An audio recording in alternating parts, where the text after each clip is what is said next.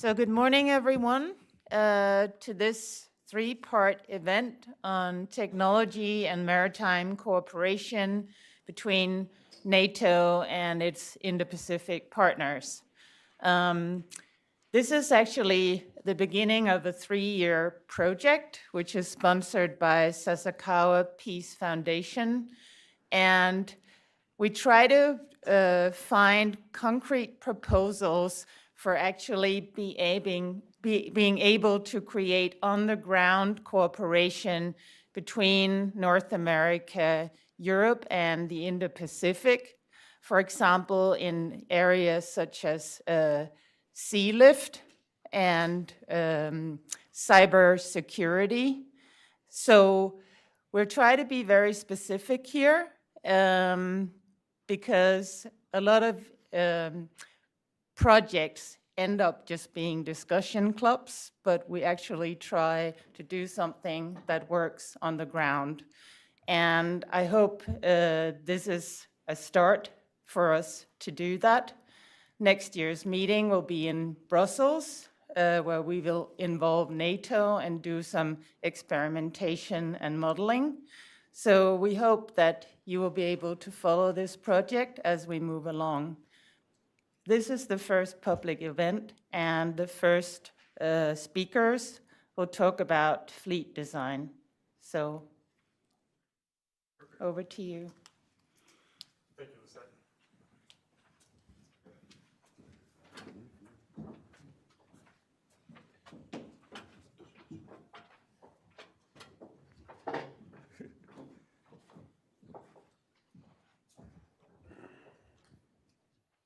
Well, good morning, everyone, and welcome to the Hudson Institute. I'm Tim Walton. I'm a senior fellow in our Center for Defense Concepts and Technology, and I'm really grateful that Lisette Osgaard has invited us to participate in this project, and that all of you have joined this morning for what should be a really stimulating conversation regarding opportunities for NATO and the IP4 countries, Indo-Pacific 4 countries of New Zealand, Australia, Korea, and Japan, to collaborate in a few different concrete ways. Our first panel is on emerging fleet design and next generation technologies that these allies and partners could pursue in new ways. It's certainly a stimulating and active area where I think fleets around the world are rethinking how they need to adapt. The readiness challenges that many fleets face in terms of getting both their naval combatants and their commercial fleets to sea and ready in relevant timeframes. There are a number of threats. We see operations in the Red Sea, in the Mediterranean, in the Black Sea certainly, and then the prospects of conflict in the Indo-Pacific itself, in particular with China, that are shaping how navies think about their fleets.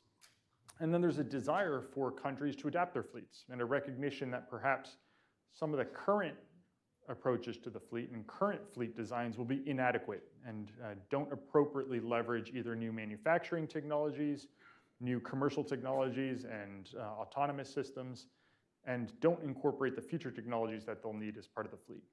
To dive into this conversation, we have three illustrious panelists. Giulio Pugliese in the center there is a lecturer in strategic communications at King's College London and the director of the EU Asia project at the European University Institute. And he's not only fluent in his native Italian and English, but he's also done extensive work in Japan, in Japanese, that has given him, I think, a unique perspective on Japanese politics and national security decision-making and how to achieve industrial outcomes in this area.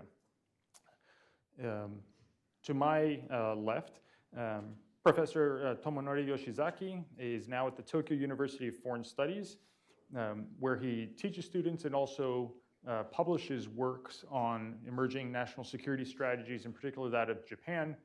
He most recently joined the Tokyo University after doing extensive work at the National Institute of Defense Studies, where he led the policy simulation group there for the Japan Ministry of Defense for a number of years.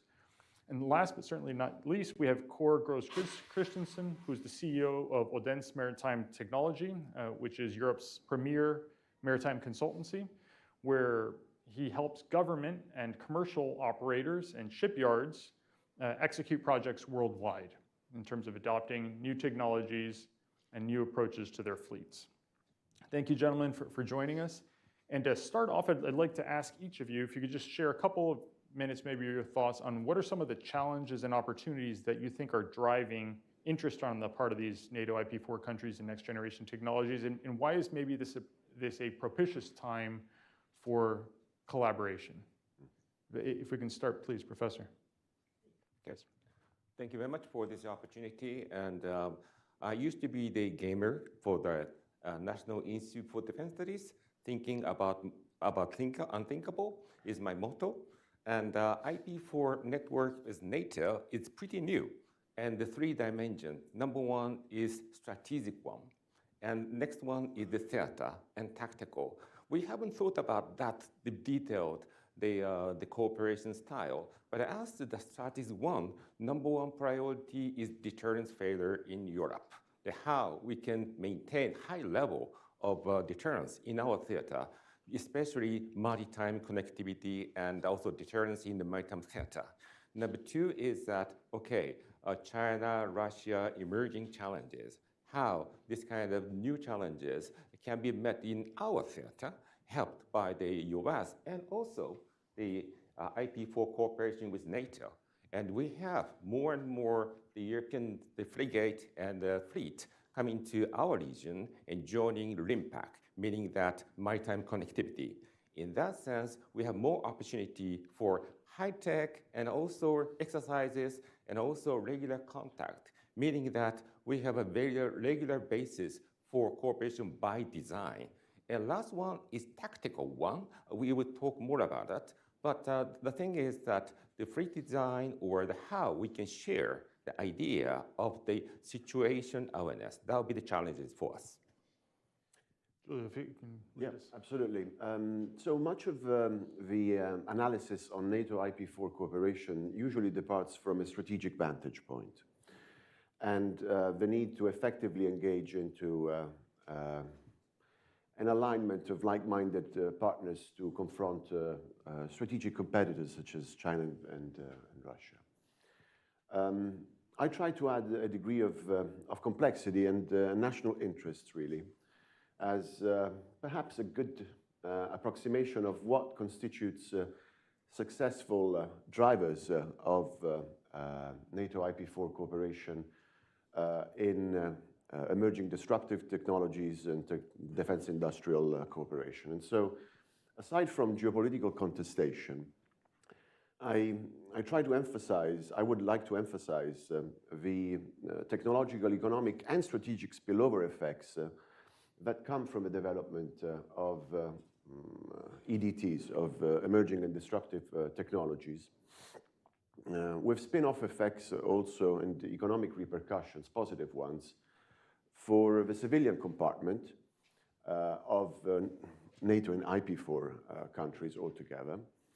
And I try to also emphasize that this transformation, because we are at the cusp of the 4th industrial revolution, is an important techno-industrial goal that drives that cooperation. And we should emphasize it, especially since we're witnessing another important transformation in world politics, that is the return of big state intervention vis-à-vis market failures.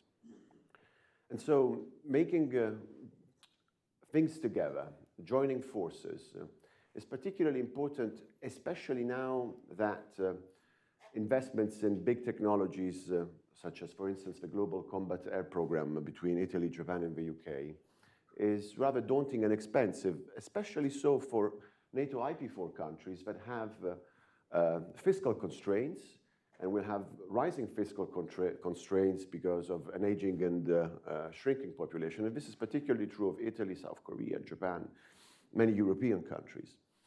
And so it needs to also make business sense.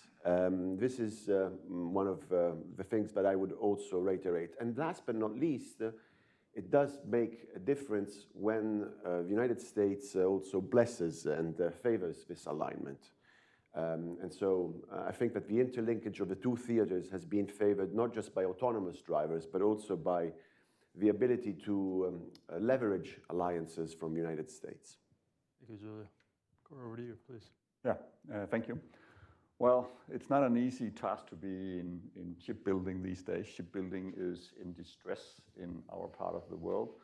At the same time, the battlefield at sea is changing with the drones coming in, basically changing the picture. So it's a challenge basically to make the fleet or to design the right composition of the fleets going forward. And that gives headache to those of us who are going to design next generation Navy ships.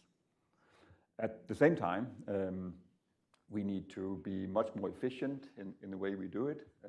We are being outproduced by China in general.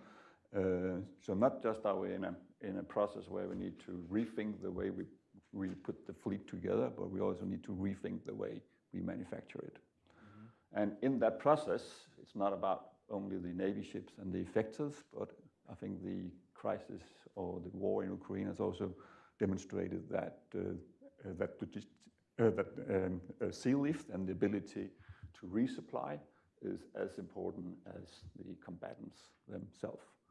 So all in all, lots of challenges ahead, but NATO IP4 actually represent a lot of combined skills that can actually deliver some of the solutions to these challenges if we work closely together. Thank you, Kåre. Professor Josizek, I wanted to follow up with you on a comment you made of how cooperation has been by design, not by chance, in terms of NATO and Japan. How has this developed, and then what do you think are sort of the next steps for deepening it? First one is that back in 2001, surprise attack by the Taliban or Al-Qaeda on US, then have Article 5 of NATO, then Afghanistan became a common challenge for the NATO member and Japan, and Japan became a so-called leader of the DDR and the post-conflict reconstructions. And it was a very heavy task, but it was a cooperation by chance and surprise. So we tried to follow the lead by NATO, but after 20 years, we became much more prepared to think about our own future and also our design, that is the free and open Indo-Pacific concept and maritime connectivity. In that sense, Indo-Pacific region will be connected to the Euro-Atlantic region, including maritime cooperation, and also US-led the alliances in the regions, meaning that we have more regular contact, the exercises, drills, and also next generations, the fighters or the equipment co-development. What used to be Japan was a kind of facing a lot of taboos and the don'ts, like no nuclear escalation, no offensive capability, or no out-of-area operation. But now we have to think about the unthinkable, and that will be definitely needed. In that sense, cooperation by chance, meaning cooperation by the design, meaning that NATO will be one of the most powerful and trustworthy partner for Japan. And if I can ask you to expound a little bit, this cooperation that's been taking place with exercises you referenced, defense industrial activities, programs like the GCAP program, et cetera, how is it shaping, in your opinion, the Japan Self-Defense Forces approach to maybe planning its force, right? Where maybe in the past it would either look inside, it was driven by bureaucratic dynamics or driven by, if the US buys this, we'll buy that too. But it seems like Japan is now charting its own path in different ways. Right. We tend to call that the fiscal year mentality, and the procurement project will guide our strategy, not vice versa.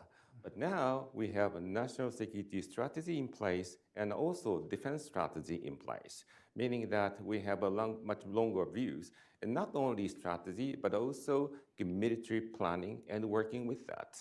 And the thing is that where it used to be so very defensive and exclusively defensive defense was the idea, of course that the terminology still remain due to the Article 9 issues, but what matters is that okay, we will have a regular visit from European theater and having a port call, and not only port call, but sharing a mission like, okay, the North Korean, the activity, so-called the Sedori or type of things and work with the United Nations. And it is a big change, meaning that the NATO is a global partner, United Nations has the global implication, and US is always with us. In that sense, we were very prepared to deal with that. Julia, if I can ask you to follow, you mentioned the GCAP program earlier on, and it's a multifaceted program as you referenced. It's addressing operational demands that these countries have, but it's also seeking to generate positive economic externalities in different ways. Can you maybe dig into that case study a little bit? And are there lessons that we can draw about best practices as NATO IP4 countries consider launching other programs to align these incentives? Absolutely. So effectively, this program, and I would take it as a starting point, tries to leverage the respective industrial strengths of these three countries, Italy, Japan, and the United Kingdom. And in many ways, its inception has been blessed and allowed by the United States, also in light, and I would like to stress this, of the strong defense industrial links that exist and pre-exist, especially in the aviation compartment, between Italy, Japan, the UK on one hand, and the United States on the other. This makes a lot of sense because much of the components and the software and the integration might actually happen with US products as well in the future. We might even consider at one point the adding of an additional member or additional members such as the United States. Meloni has actually hinted that GCAP is open for additional partners recently. But effectively, as you mentioned, this is a very ambitious program aimed at not just the actual sixth generation fighter jet, but really at creating all sorts of ancillary software and system of systems that go along with it. And so the development of a network and artificial intelligence web of software that would also allow it to link it up with unmanned vehicles, loyal wingmen, and the United States is poised to probably provide those unmanned vehicles to a GCAP project. And on top of that, of course, I can't stress enough the important repercussions for not just the defense industrial compartment, the sovereign capacity of the UK, Italy, and Japan, which they want to maintain in the defense industry, but also in civilian spin-offs. And this is part of the calculus. And so I go back to my earlier formulation of the importance of aligning planets, including the economic business planets, because there are, of course, competitive dynamics in reaching, in the race to the new technologies of the future, not just between strategic competitors and NATO and IP4 countries, but also among us. And so it is very likely that Italy, Japan, and the UK will push for a hard bargain in research and defense, research and development, R&D, and production allocation for key components of GCAP, especially those that will have more positive spillover effects. And last but not least, there is a degree also of being in the same bed but with different dreams. So it is true that GCAP might push European players such as the UK and Italy into a greater strategic presence and engagement in the region. And we've witnessed this. We've witnessed Italian fighters going all the way to Japan F-35s last year. We've witnessed more military presence by the UK, first and foremost from Europe, and then more recently Italy. But it's also very true that the strategic environment for Japan is incredibly tough. And so there is clearly a deadline, the 2035 deadline, which is more heavily sensed in Japan rather than in Italy and the UK. And on the strategic prioritization of the Indo-Pacific, it's undeniable that the enlarged Mediterranean, in Italy's official parlance, and European security will drive the attention of Italy and the UK necessarily. But this being said, there is an alignment, and this is clearly moving forward. Professor, please. A quick comment about the GCAP. Back in 1980s, the Cold War period, I was a student, and I do remember that so-called F2 development, joint development, was a challenge, and how we can work with the US based upon the F-16 model. And then we have so many difficulties, but now it is streamlined, and not bilateral, but trilateral and more. And more partner may be interested in joining, meaning that we have the sharing the information procedures, plus the public supports, plus the defense industry, the kind of the outreach to others, meaning that we have many layers of experiences and knowledges. In that sense, GCAP may be the wake-up call for much more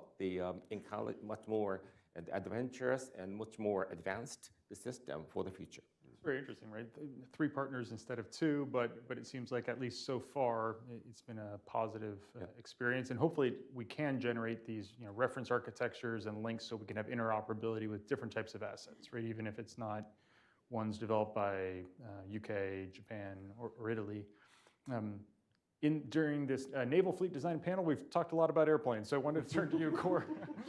And I think you have some interesting thoughts regarding opportunities to enhance NATO IP4 countries' strategic sea lift capacity, which the COVID-19 pandemic stressed as something that's increasingly important. Here in the United States, there is a pending piece of legislation that was introduced by Representative Mike Waltz, who was nominated by President Trump to be the National Security Advisor, and Senator Mark Kelly. That legislation, I think, was heavily informed by the work of our colleague Mike Roberts here at Hudson, and that proposed Ships for America Act would seek to, in many different ways, improve ship operators, shipyards here in the United States. But I think there's also a need to think more broadly about NATO IP4 collaboration in this area. If you could share some of your vision for that, please. Yes.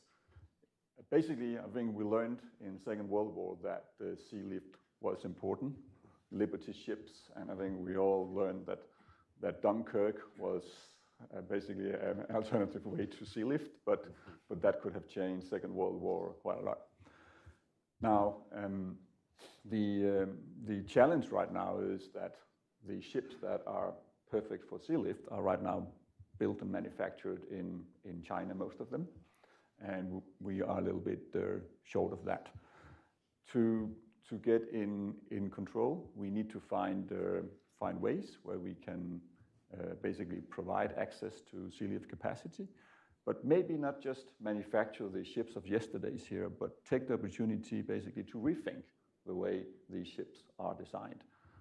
And what I mean here is that there are new manufacturing paradigms that can be put into place, basically design a new generation of ships that can be built in an easy way with robotics, not in shipyards, but in factories.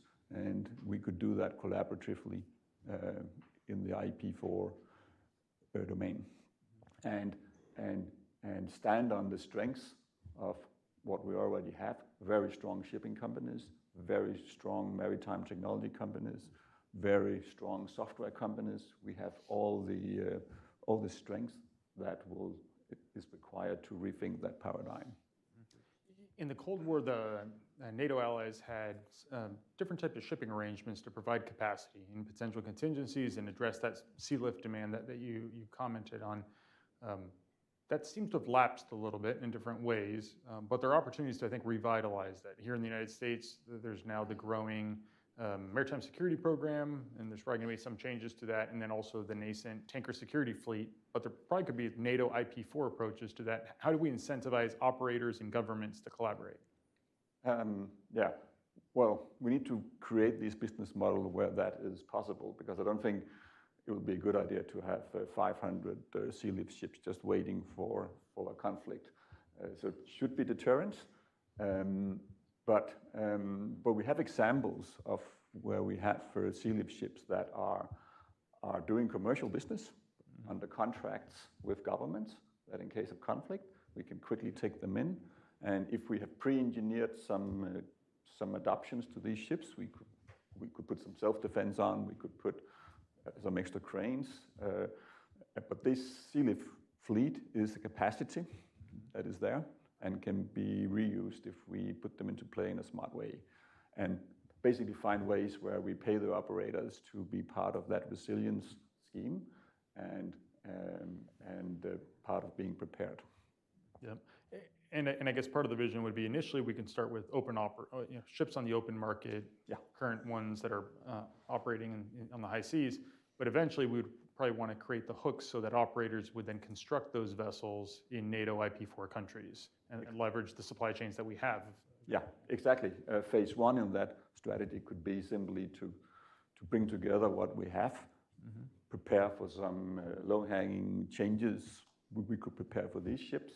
But step two is definitely to go down the road where we design a new generation of sea lift ships that are also commercial viable on the standard sea lift market, but is designed with the purpose to be pulled in if needed. Yeah.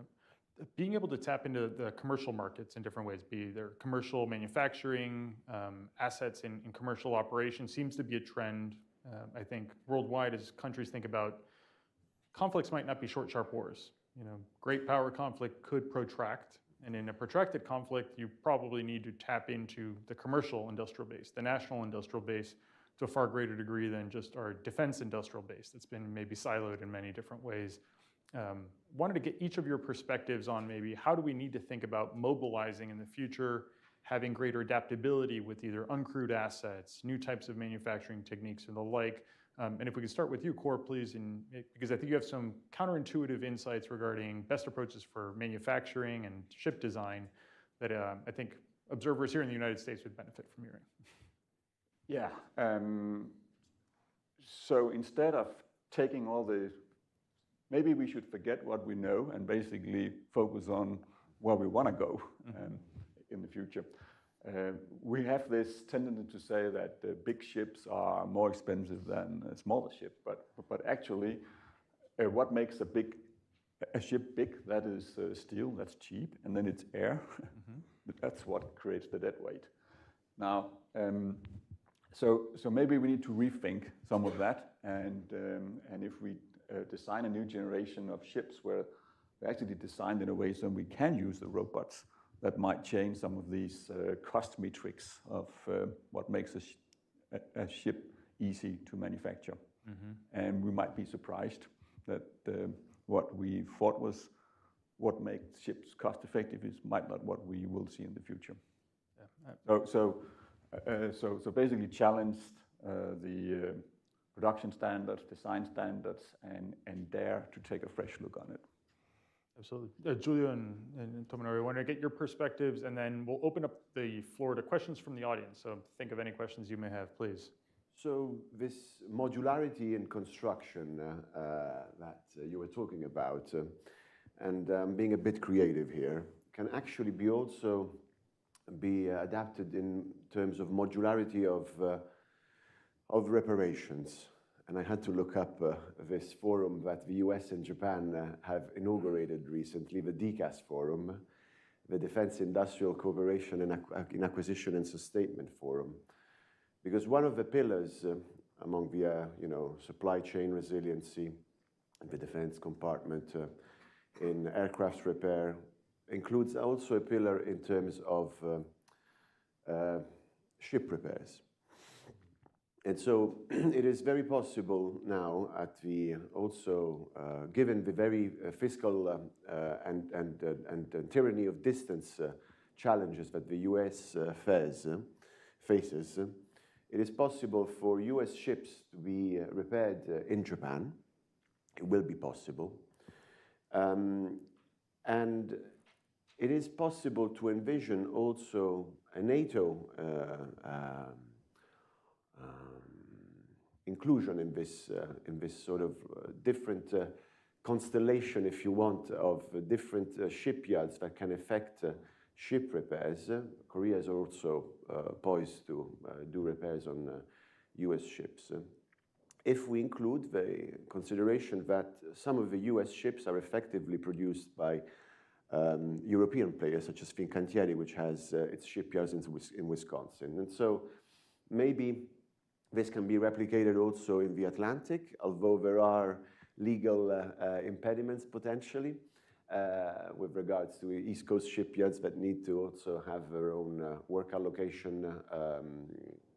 But if, in fact, the situation becomes more tense and the tyranny of distance and time constraints will be of the essence, it is possible then to spread out these ship repairing, this modular ship repairing, also in the Euro-Atlantic, and by taking advantage of the expertise and manpower and the shipyards, not just in the Indo-Pacific, but across the Atlantic Ocean. Thank you. One of the symbolic event is showing that the NATO IP for connectivity is that cyber defense. And the center of the excellence of the cyber defense in Tallinn, Estonia, is our counterpart. And we have a regular exercises, meaning that artificial intelligence and strategic communications, these are common agenda. Then we have to think about unthinkable and try to have a kind of black swan situations. And what is dramatic right now is the North Korean participation to the European theater. And this is the kind of black swan situation, but new round of the partnership and alliance cooperation among the red team. Then we have to think about the multi-front. And our current public the opinion is that we have to think about the three theater. And that means the three targets, North Korea, Russia, and China, meaning that we cannot separate. And we will be very busy. In that sense, we have to have the support from artificial intelligence in making decisions and how the fleet or the flotilla will be displayed and work. In that sense, we have the limitation as to deal with the current the challenges in the multiple theater. In that sense, multiple maritime connectivity is a must. Thanks to the NATO cooperations, we can have a better coordination with the NATO Simulation Center or the US, the simulation idea. And it seems it's in the virtual cyber domain, but also the physical cyber domain, right? We see the seizure now of the Ipeng 3, I think illustrating maybe this gray zone warfare approach that countries could take to attack undersea cables. I have a friend in the Japan Maritime Self-Defense Force, Yusuke Saito, who had written a paper a number of years ago talking about this precise threat. And now we're seeing one actor maybe leveraging another actor's vessel to conduct that type of attack. Yes. So I think it's becoming a major challenge. I'd like to open it up to questions from our participants here in the audience. If you can state your name, your organization or affiliation, and the question you may have, please. So question in the front row, and Elizabeth is going to bring the microphone. Oh, so many questions. My name is Chris Redlick. I'm a retired chairman of Marine Terminals Corporation. We were the #1 or 2 largest container terminal operator in the United States before I sold the business in 2007. We also did a lot of military contracting with the MSC, Military Sealift Command. What's always struck me is a couple of things. Is we have sometimes our own laws get between us and a good solution. And what I mean us, I mean the United States and its various allies. There's plenty of shipyard capacity within the alliance, especially given a lot of commercial shipping has moved over to the China yards. Japan has capacity, Korea has capacity, Denmark has capacity, where the significant size ships have been built in the past and highly technical ships. And I'm wondering, is there any move or push to be able to distribute that load outside of the United States, where we have very limited capacity and very limited labor to deal with that capacity, where your automation issue comes to the fore. But in the meantime, before such time as that's available, we need to build, especially below the carrier level, a considerable fleet. And what are your thoughts on that in terms of treaty alliances? Please. Yeah. Also, Italy has capacity to build great passenger ships, which are highly technical, by the way. Yeah, so the need for, so workforce is a problem, not just here. So we're not short of cranes and dry docks, and we are in general short of capacity, of skilled labor in both here in Europe and also in Japan and Korea. So we need to find ways to work smarter and to build these vessels smarter. Robots will not do all the things, they can do part of the job. So we also need to find ways to distribute work. One of the things we did a lot in Denmark was we created distributed manufacturing concepts where we could distribute block manufacturing around the Baltic, and thereby you didn't need to be an expert in container ship or an expert in frigates as long as you could build part of these modules, and then they were consolidated. So really think about how we can work together and work in a distributed way that can create scale, and we can scale up these manufacturing concepts. We were looking into scaling from something like 8 ships per year to 20 ships per year by looking into these distributed manufacturing concepts. From the limited knowledge I have, because I'm not really an expert on the matter, we need to certainly look at the industrial and political and economic also spillovers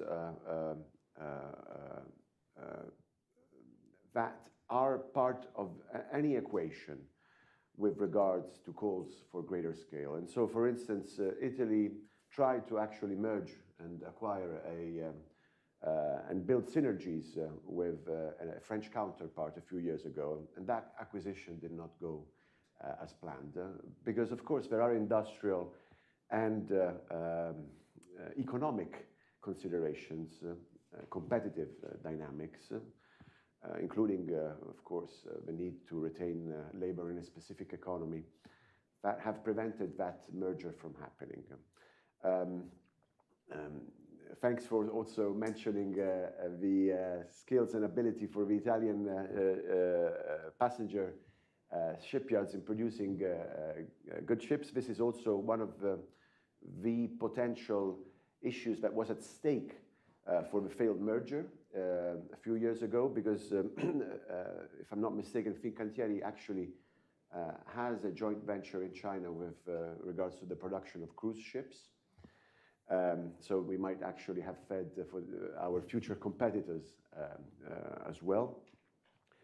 But indeed, the challenges are clear, and so there needs to be either this modular construction architecture that takes advantage of a division of labor, or the ability to foster really scale, not just between the US and its allies, but even within Europe itself. And much of the Draghi report was aimed at that.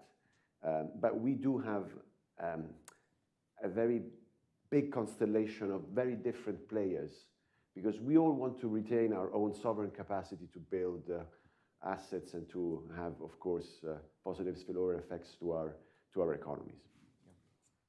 Let me share with you one of the key lessons learned from the so-called the fuel operation in the Indo-Pacific after 2001, the December. It lasted 6-7 years, and it was very, very long. And the lesson learned is that, okay, going to the Indian Oceans, then we need to have a ports and also repair and maintenance. Meaning that Singapore and the ASEAN country is a very important partners, maintaining our presence and continuity and repair operations. Then came up with the idea of so-called the capacity building, the activity and the support to the ASEAN countries, and having training and the equipment, and also regular contact and sharing informations, and then also the stocks and many of the activity needed for continuing the operations, meaning that not only for the commercial or the transportation the purposes, but also it is very good for partnership and sharing the situation awareness, how the South China Sea or East China Sea is being affected by someone else. So in that sense, this kind of the connectivity is crucial for having a very good partnership with NATO and others. And I'll just add, as takes prerogative of being the moderator, to add that my perspective is that I think we should be weary of outsourcing a lot of U.S. naval and commercial ship construction outside of the United States. We've done a fair amount of that already. That said, the current approach in which we're on is unsustainable, right? And the current U.S. Navy plans are to build larger, more complex, more expensive, more slow to build warships. The DDGX, the next generation destroyer, SSNX, next generation submarine, are all ships that are going to take longer, slower, more expensive to build, and then we'll be surprised why our fleet is much smaller, right?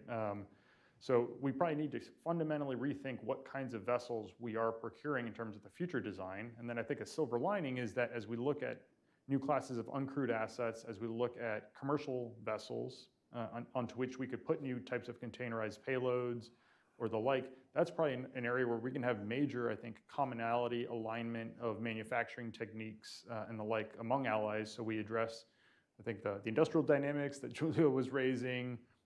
We bring workforce, or we bring projects to where the work is located, but we also retain, I think, within nations as desired, an ability to continue to produce. Any other questions or comments? One more, please.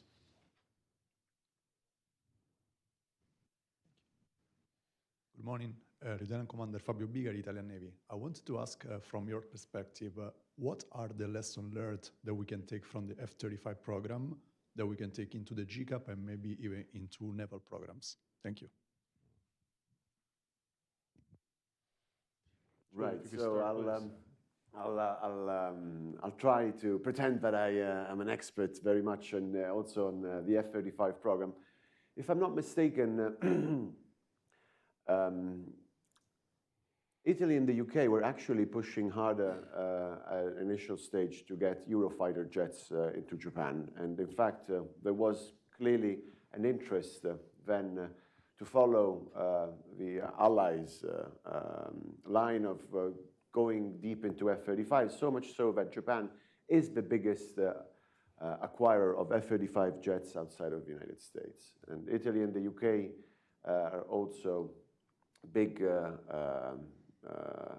F-35 buyers. And this is, of course, great for interoperability and the ability, as we've witnessed recently, also to do cross-deck operations. And so the interlinkage of our respective aircraft carriers, even helicopter carriers, right, that can actually sustain vertical land and vertical takeoff F-35Bs, if I'm not mistaken. Not a military expert. Mm-hmm. But I would also add the then economic benefit, because Italy and Japan are the only two places outside of the United States where you have final assembly and construction. FACO stands Final assembly checkout facilities. Checkout facilities, final assembly and checkout facilities, thank you, which will effectively assemble and produce, potentially, I might imagine, also in the future, repair F-35 jets in their respective theaters, and so the European one and the Indo-Pacific one. So clearly there is a spillover effect. And so I'm going to go back to the earlier point. As far as I understand, the UK and Japan were talking already about potential fighter jet cooperation.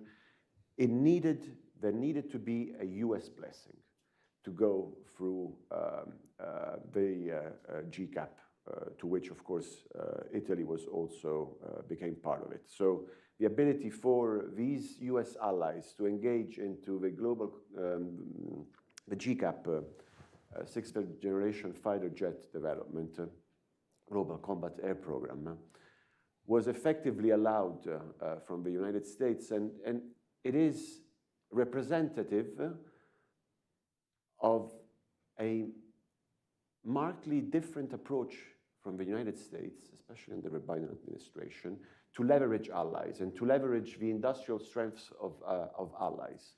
So I go back to the earlier point where, in fact, Japan was actually told not to, to get F-35s instead of Eurofighter jets. So you see that there is also an evolution in the US approach towards allies, and I hope that this will stay.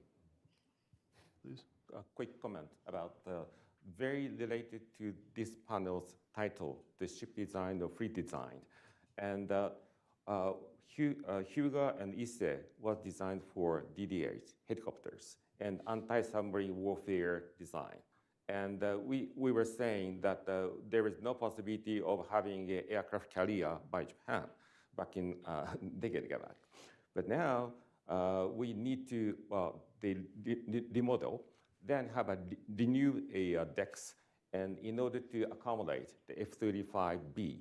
And that means F-35A for the Air Self-Defense Force, and others for 35B, meaning that adaptations and the change of the circumstances, and also ship design changed. And there was a kind of concerns about this, the design changes, but now it is fully supported, meaning that our security, the environment dramatically changed, plus deterrence is very important. To show that Japanese determination and capability along with NATO members and IP4 members. Kurt, can you add some thoughts on that as well, on the naval side? On the naval side, yes. I'm not an expert in F-35, but I have noticed that in aviation there are more strict configuration control when you do change things. We tend not to follow that principle. If we share design, there's a tendency that we try to change everything. Actually, we're already doing it in the UK. So in UK, they're building the Type 31, which is a variant of the Danish Wittfeld frigates. It's also built in Poland. And if you resist the temptation to change everything, then these ships will actually be in family with each other. And you can start having a family picture. You can start having sharing, start looking into spare parts, into free countries can do things together. All the good things you do in the F-35 program, it's actually not that difficult to adapt also in Navy ship designs, if you resist the temptation to change everything. And is it also true maybe that as we think about future architectures that are going to incorporate a greater variety of payloads, including uncrewed assets, in some cases it makes sense to add margin or add flexibility up front so you can address that, right? Yeah, so we really try to separate the platform from the payloads, what should be done, because it's really hard to predict the payloads that we need to put on the ship going forward. So we really need to keep the platforms as flexible so that we can add more energy, add more cooling capacity, because we really don't know what future weapon systems will require. We have a feeling that they'll require more energy, but as ship platform designers, we have to build these margins into the ships and if we succeed in that, then we can create fleet families where there will be benefits across a fleet and across nations. I'll add that I think on the aviation side, some of the lessons we've seen is a shift broadly from monolithic multifunction systems. F-35 can conduct the entire kill chain on itself, in terms of sensing, deciding, acting, or generating an effect, firing a missile, for instance, to more functionally disaggregated architectures, systems of systems that are supposed to work together. What's going to be essential to that, be it with the F-35 program, Next Generation Air Dominance Initiatives, GCAP, right, is new reference architectures and software that enables a greater variety of assets to integrate quickly. Because today it takes many years to be able to integrate new assets in many cases so that they can talk to each other. So I think one of the chief lessons, for instance, from the war in Ukraine is that adaptability is essential. We need to be able to reconfigure our systems on the order of hours to days as opposed to the software loads that now take months to years. So we should make our future programs adaptable as well. I see do you have a final point there? Yeah, it actually goes down to being very, very practical. I mean, you need to design those interfaces in the ships. That's a piece of interface. It's really, really hard. And I'm pointing at a socket or an electrical outlet. I mean, you need to put that into the ships because it's really, really expensive to put it in later. These architectures we need to put in place on the ships, and we need to create the standards for that, which we don't have today.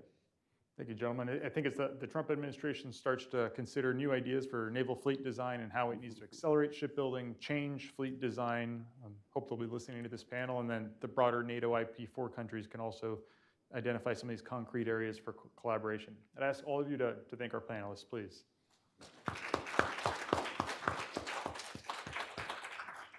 We're going to take a 10-minute break, and then we'll move on to our second panel, so please feel free to get some coffee or the like. Thank you.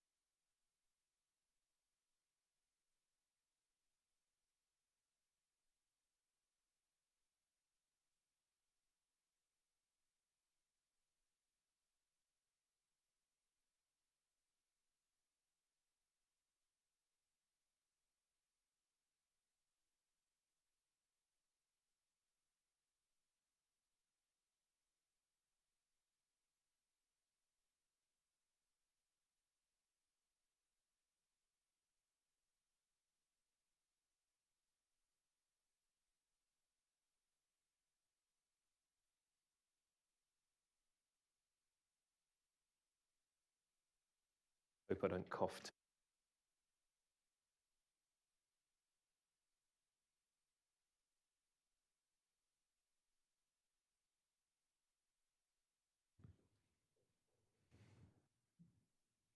Excellent.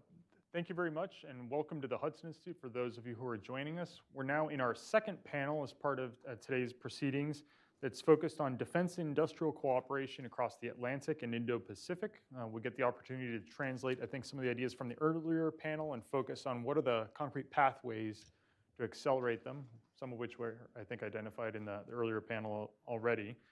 And to do so, first we have Sunio Watanabe, who's a senior fellow at the Sasakawa Peace Foundation, where he's guided much of the Japan-US alliance's progress in fostering a deeper alliance since 2016 and earlier work at other institutes before then.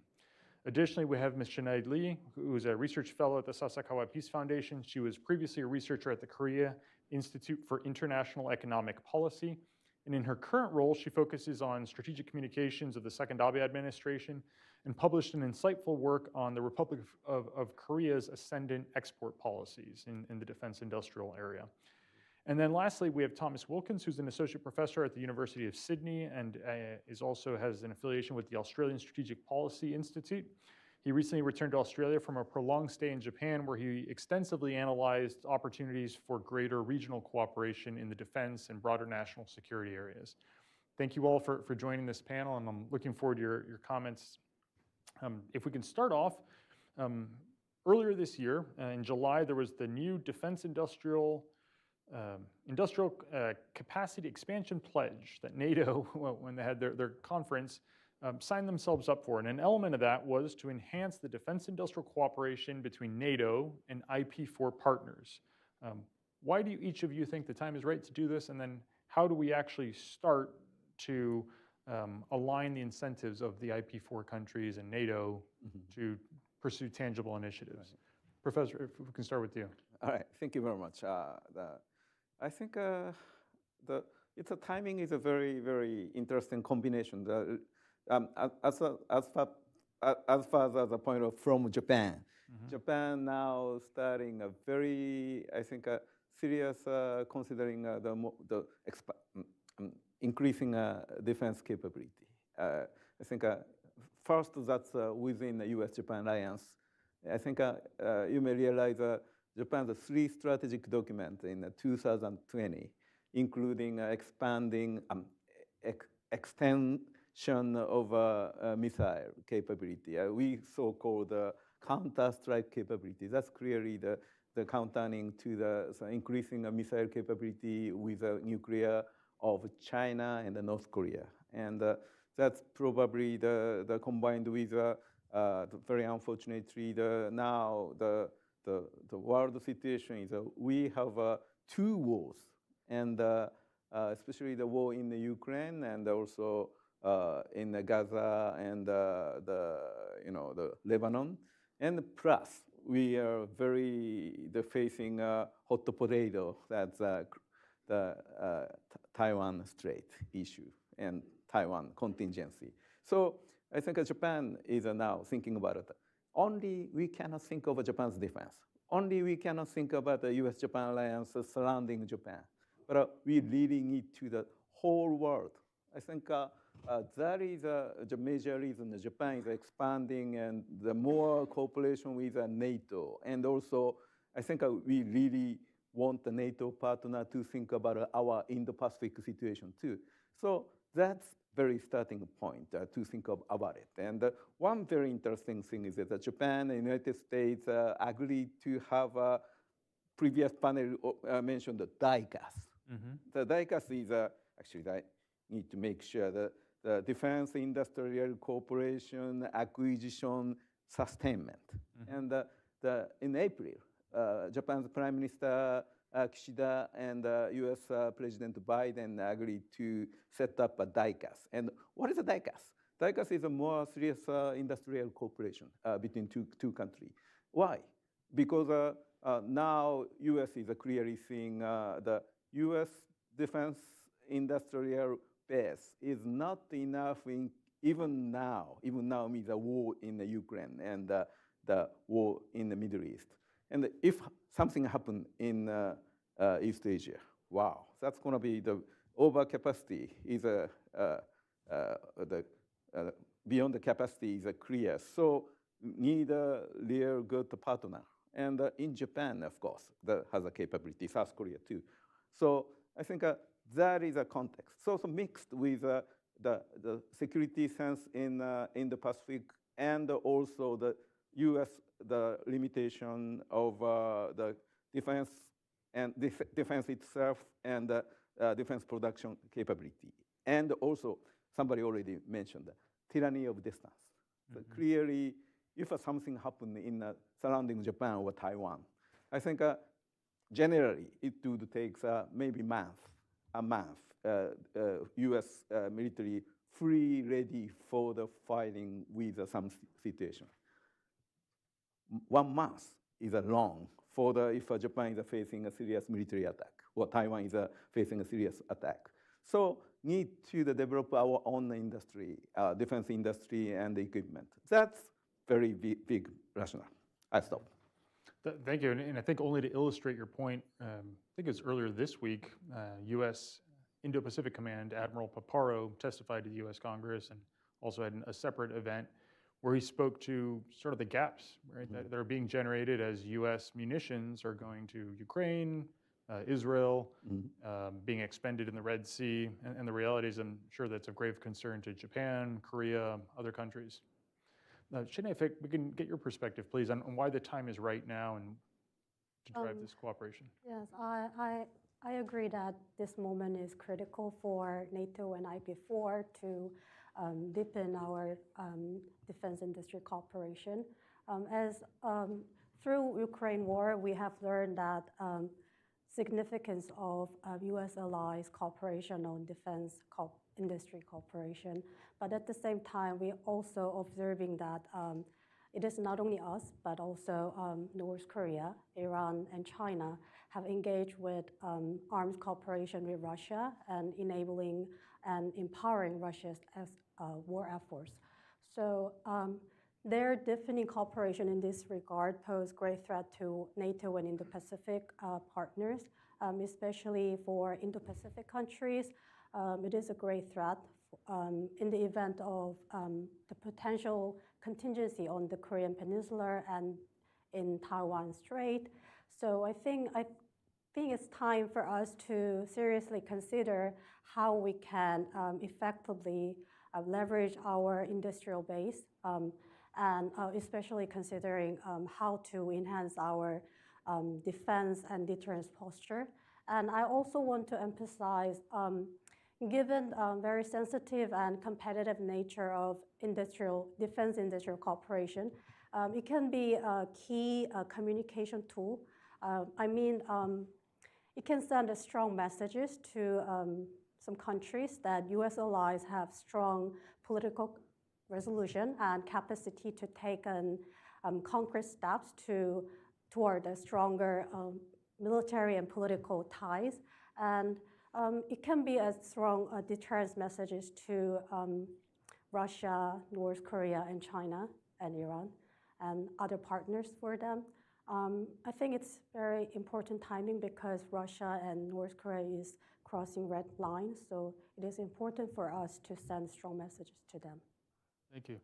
Thomas, please, your thoughts. Yeah. So, just to build on my colleagues' comments.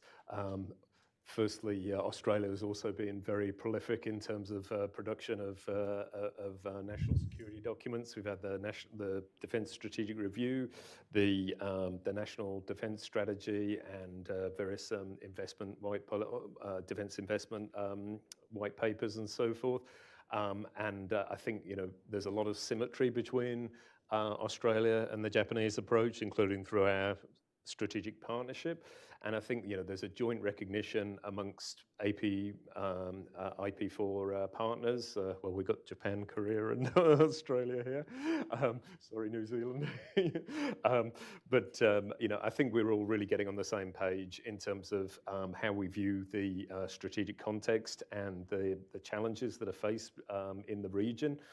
And I think one of the things that's really catalyzed you know, ideas around defense cooperation and so forth is the challenge presented by Russia-China cooperation and these additional parties such as, you know, Iran and North Korea that's been mentioned. And you know, I think the broader context of that is that, you know, for a long time we were looking at the Russia-China strategic partnership and saying, well, these two will fall out and it's not really anything meaningful. But I think, you know, over the last few years, it's been demonstrated that this really is a very real and effective mechanism. These countries are virtually on the brink of an alliance. They do a lot of things together in terms of joint military exercises, including joint naval patrols that place pressure upon Japan, of course. Arms transfers, cooperation on technology and research and development, huge amount of sort of cross-country investment, venture capital is just flowing, and also just within the broader picture of their diplomatic alignment and their sort of move towards creating alternative forms of international governance, such as the BRICS and the Shanghai Cooperation Organization. These, as they're called in the US National Security Strategy, revisionist powers are really sort of, you know, have stolen the march on the US and its Western allies.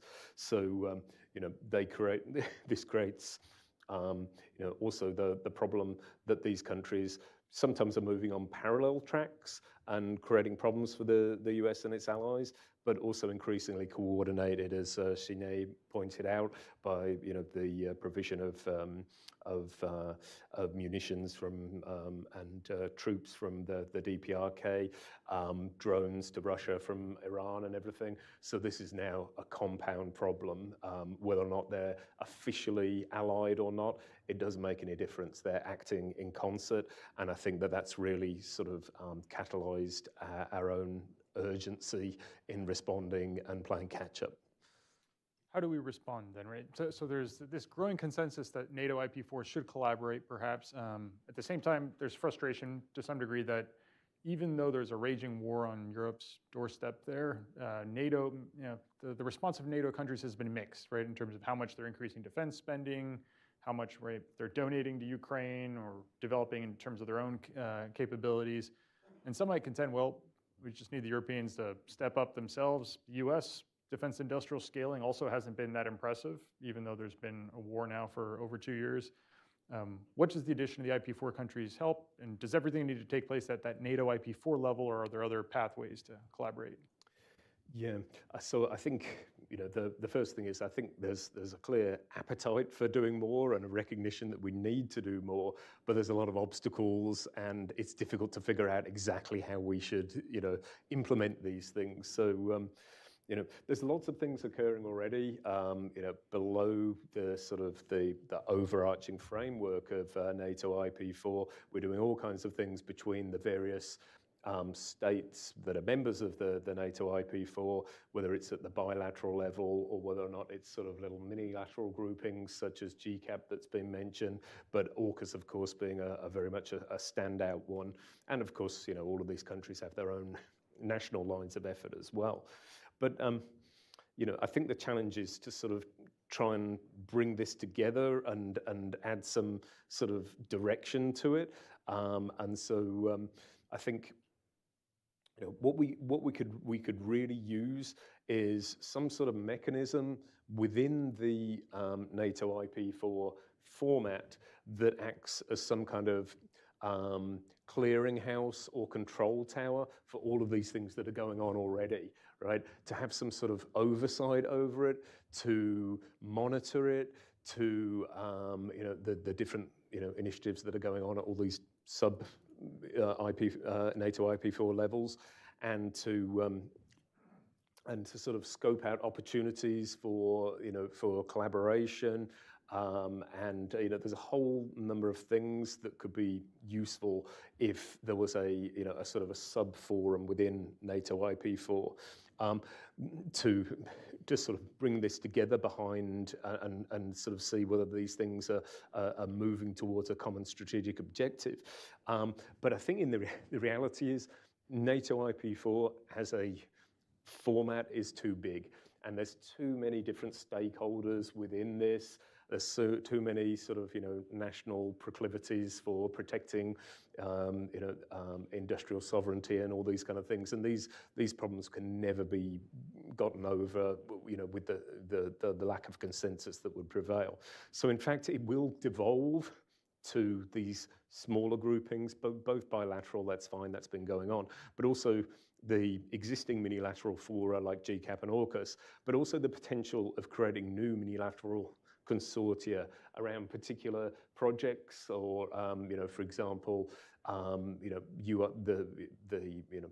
control tower identifies, okay, these countries all have comparative advantage and interest in pooling resources on AI or quantum computing or hypersonics or something.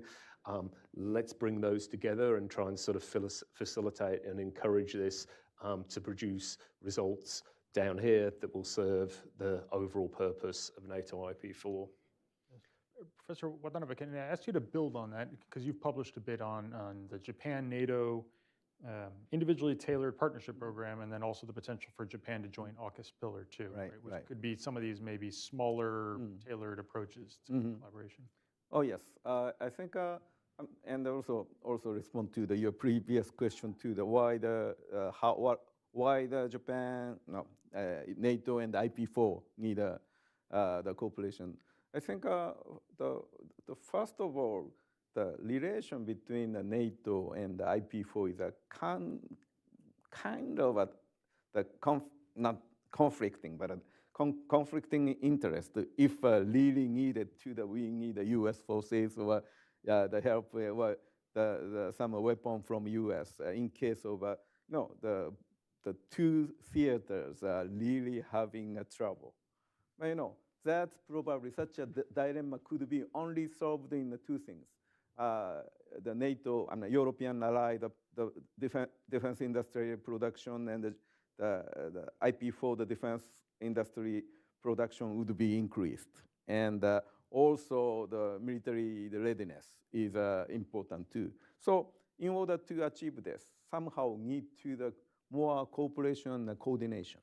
And especially, the technology is critical in the future, because now the technology, military technology is facing a real time for the leaping to like AI or quantum computing or whatever. So I think Japan decided to tailor the cooperation with NATO and the NATO individual country, the somehow technology cooperation. And also that's clearly in the future somehow the more coordination seed for what kind of defense industry would be the shared or not divided, but the division of labor type. So, and also Japan really need to the seed of the economic growth. As you may realize, Japan is facing serious stagnation of economic growth because the declining population, and Japan already passed the peak of economic growth and experienced, unfortunately, 3 decades of very, very stagnated economic things, and really need seed for the economic growth. And sometimes, Japan really need a popular support for the increasing defense budget. That sense really need to the political leader explain. This is a seed for the future Japanese economic growth, and depends on the technology, and also that could secure the security in the world. So one example, now U.S. is having a new administration, and some Trump administrations intellectual asking a question is a priority should be in the Ukraine or in the Pacific. Indo-Pacific means China. So, that's dilemma, clearly. But if increasing capability and readiness in the Pacific and NATO, probably that dilemma could be solved, but not one day. Really need to require some preparation. That's probably Japan is thinking about collaboration with the NATO, and also DICAS with the United States. That's connected. And could I ask you to expound a little bit on the potential prospects of Japan joining AUKUS Pillar 2, for instance, or Japan's work with the NATO tailored partnership programs?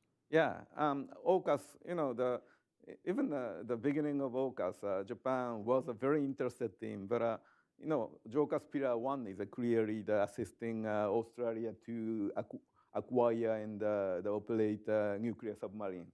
And Japan's case is probably that's not the current the target. But Japan is very much interested in military-related, including a dual-use technology development with Australia, UK, and the United States. And it's a great thing for Japan too. And in order to actually join such kind of things, Japan really need have a big homework. That's I think Japan's counterintelligence and securing secrecy is just ongoing because in the past, in the history, somehow pacifist of political power has been very strong, and Japan didn't develop such kind of things. So the cooperation on the military or dual-use technology type with such a UK, US, and Australia, I would say the part of Five Eyes is very important for Japan to improve our own system and join the technology cooperation. Thomas, I saw your two-finger, please. Yeah. So if I could just comment a little bit more on AUKUS. I think AUKUS is very much held up as one of the exemplars of the Minilateral consortia of coalitions of the willing that I was alluding to, and how we actually operationalize this below the actual overarching NATO IP4 level. I mean, what you've got is, of course, the two pillars. So the pillar one, of course, is ring fence between the three partners on the SSM project. But then pillar two is exactly what we're talking about in terms of how we might get states together with an interest and a capability on an a la carte basis to participate, and AUKUS or whatever Minilateral consortia, again, GCAP is another potential example, how they might plug into this. So, I mean, for example, AUKUS is already doing work under Pillar 2 on hypersonics under the flight program, and they've also been experimenting and testing with AI-controlled drone swarms, and so all of these things might be interesting to particular partners that have some capability to bring to the table, and particularly prioritize those very specific areas of cooperation without having to buy into the entire edifice of the AUKUS Minilateral itself. Professor Watanabe had mentioned before the need for NATO IP4 countries to resolve this dilemma of growing capacity to address the challenge of either Europe or Indo-Pacific. I think the Republic of Korea is helping address that in many ways, right? Delivering quality products on time in terms of its defense exports, but it's also thinking about new approaches to be able to facilitate that cooperation with countries. Could you share a little bit about those other pathways that are being pursued? Okay, sure. South Korean businesses are now advancing a NATO-made initiative approach. So it means it's not just selling weapons to Europe countries, but South Korea is trying to promote some co-production and co-development. So for example, Hana Aerospace is co-producting Hallmark K. It is a multi-launch rocket system. It is a policy version of Chunmoo system. So, and in addition, Hana Aero recently signed a contract with HB Group to produce CGR-080 missile in Poland. This missile is designed for Howard K. And also, other example is Hana Ocean and HD Hyundai is proposing technology transfer of MRO and also co-development of submarines to Poland. So Poland is looking for its partner for ORCA programs to replace their old, like Russia origin submarines. And this is just not sales marketing to attract customers.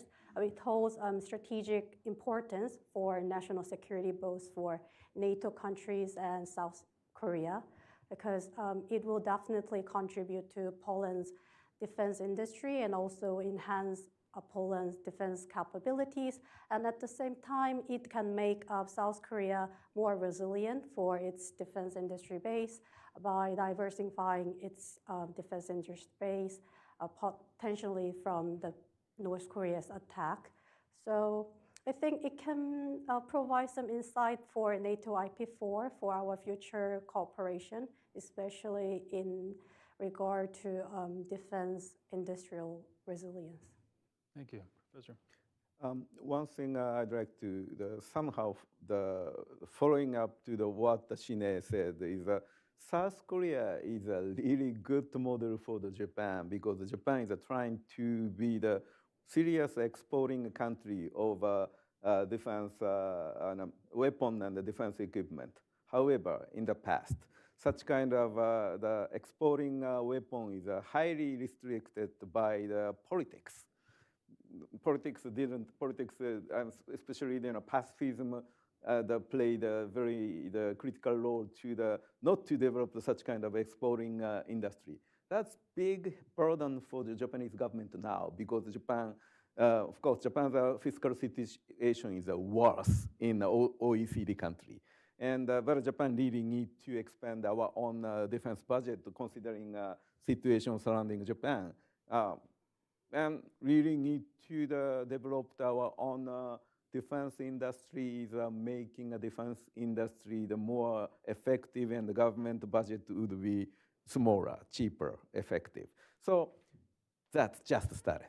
And South Korea started earlier when President Lee Myung-bak, he was actually the very famous salesperson and successful businessman. And he set up very well for example, set up all major salesperson in all South Korean embassy all over the world, and targeting to the good marketing too. So for South Korea is very important. And corporate is sometimes important at the same time, competitor. So that's very difficult things happening too. So I think IP4 and the NATO is somehow easier. Two bilateral is sometimes conflict. But with Australia, for example, or New Zealand, the reason is simply South Korea and Japan is a kind of countries who are trusted by the Southeast Asian country. We really need to the Southeast country. They are now a little bit inclined to the more China side and the Russia side. So, for example, providing the defense in defense equipment for the capacity building of these countries is really good for us too. Anyway, such a scope is also in Japan. They're thinking about it, the collaboration with IP4 and the NATO. I think you've wisely hired a Korea expert and brought her over to the Sasako Peace Foundation. Shine, do you have any thoughts on maybe your observations about what are maybe tangible initiatives that Japan could consider to emulate, as Professor Watanabe was mentioning? It's very difficult for me to answer, because it's a very sensitive issue in South Korea that Japan is exporting arms to. So okay. Pass this question. And there's a great disparity. The reality is Korea is exporting quite a bit. Japan, relatively little. Some wins in the Philippines and some other places, but hopefully that can expand. I'd like to ask all of you, but before we turn the floor to our audience for your questions, as we think about new technologies, uncrewed systems, there's an extraordinary demand for munitions of various kinds. How can NATO IP4 countries actually scale up, right, and increase their capacity collectively? And what are promising approaches to do this, leveraging our current industrial bases, commercial elements of our countries, and the like? Thomas, we can start with you, please. Yeah, so I think, obviously production is a key factor, not only if we find ourselves involved in a crisis contingency that becomes a protracted conflict, it'll become a war of production. But also I think it's important to remember that, having production capacity can be visibly scaled up is also about deterrence as well to a potential adversary. And so I would think, maybe things like Australia's guided weapons and explosive ordnance program that seems to have been restarted after a very long dormant period is a good move in that direction. And there was some discussion. There's a lot of things going on between the Japan-Australia strategic partnership, whether or not Japan and Australia could be sort of sub-production centers for various things, and that would plug in with Guayo. So I think that's also important in terms of sort of integrated deterrence more broadly, but also a distribution and redundancy of production centers. And I absolutely think that there's a lot of untapped potential for South Korea because the amount of munitions that the 155 millimeter shells that South Korea produces is very, very impressive for a medium-sized power. And the thing is, we've got to do these things together now and create more sort of force multiplying effects, share the burden in terms of fiscal constraints and everything, but work together to expand collective capacity in a distributed way as well, distributed for both national production or economic reasons, but also in terms of redundancy in a crisis contingency where some of these centres may be vulnerable, as Shinye's already pointed out. Some of the big industrial concentrations within South Korea are very, very sort of compact and quite vulnerable, and so spreading those around the region has some advantages, particularly for Australia as a sort of not a frontline state in any contingency, but with the risk of trying to market Australia too much, with our position as a sort of a rear support area, I think we can really act as a hub for all kind of allied activities, but also much more sort of secure secondary production center as well.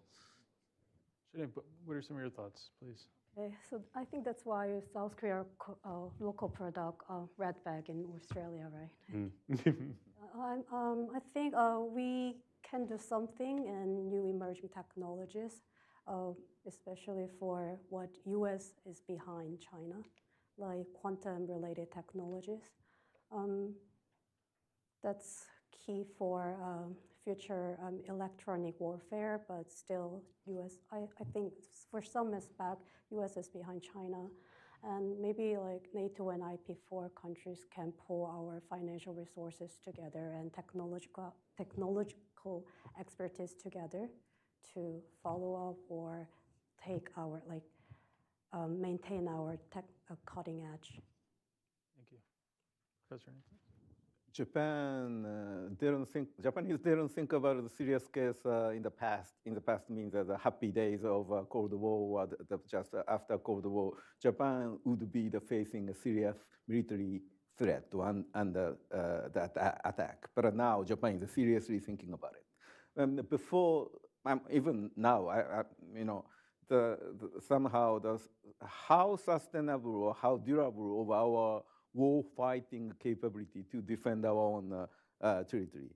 Probably that's not so enough, actually. I quote the National Defense Strategy of Japan 2022, say the self-defense forces' current war-fighting capability in terms of ammunition, fuel, and equipment availability is not necessarily sufficient. That's very honest. Mm-hmm. So that's one of the reasons leading it to the increased production, military industry production. Before, somehow, the Japan is thinking about it, anyway, we're going to ask the U.S. to come, or we're going to ask the U.S. to move. That's not the case, again, I already said, right? Mm-hmm. So I think Japan is now seriously trying to move to the increase our own, especially the ammunition and the energy is really important too. I think that's still a big headache. I'm sure any country is thinking about it, how to secure their own the warfighting capability. It's a serious time.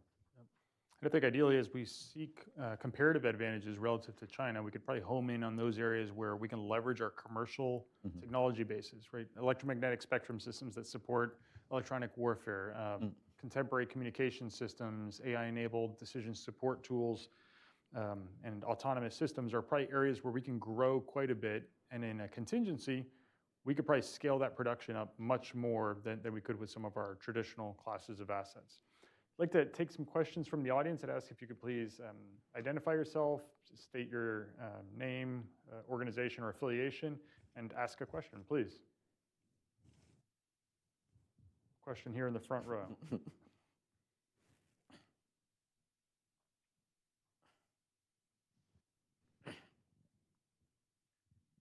Thank you. I'm Lisa-Lotte Odgaard from Hudson Institute.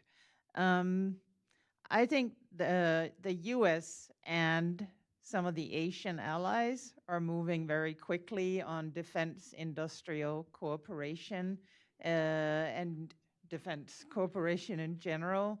Where do you see Europe's role in this? Is there a danger that Europe is left behind? You speak about AUKUS, you speak about DICAS, but there's also NATO. And is there a danger that the European allies are left behind as these countries move forward? Thank you. Great question. Thomas, please. My initial thoughts with that is, especially in the Australian case, well, and obviously I think in the Japanese case as well, we're absolutely open to defense technological collaboration with various European states. I mean, AUKUS, obviously Britain may have left the European Union, but it's a European state.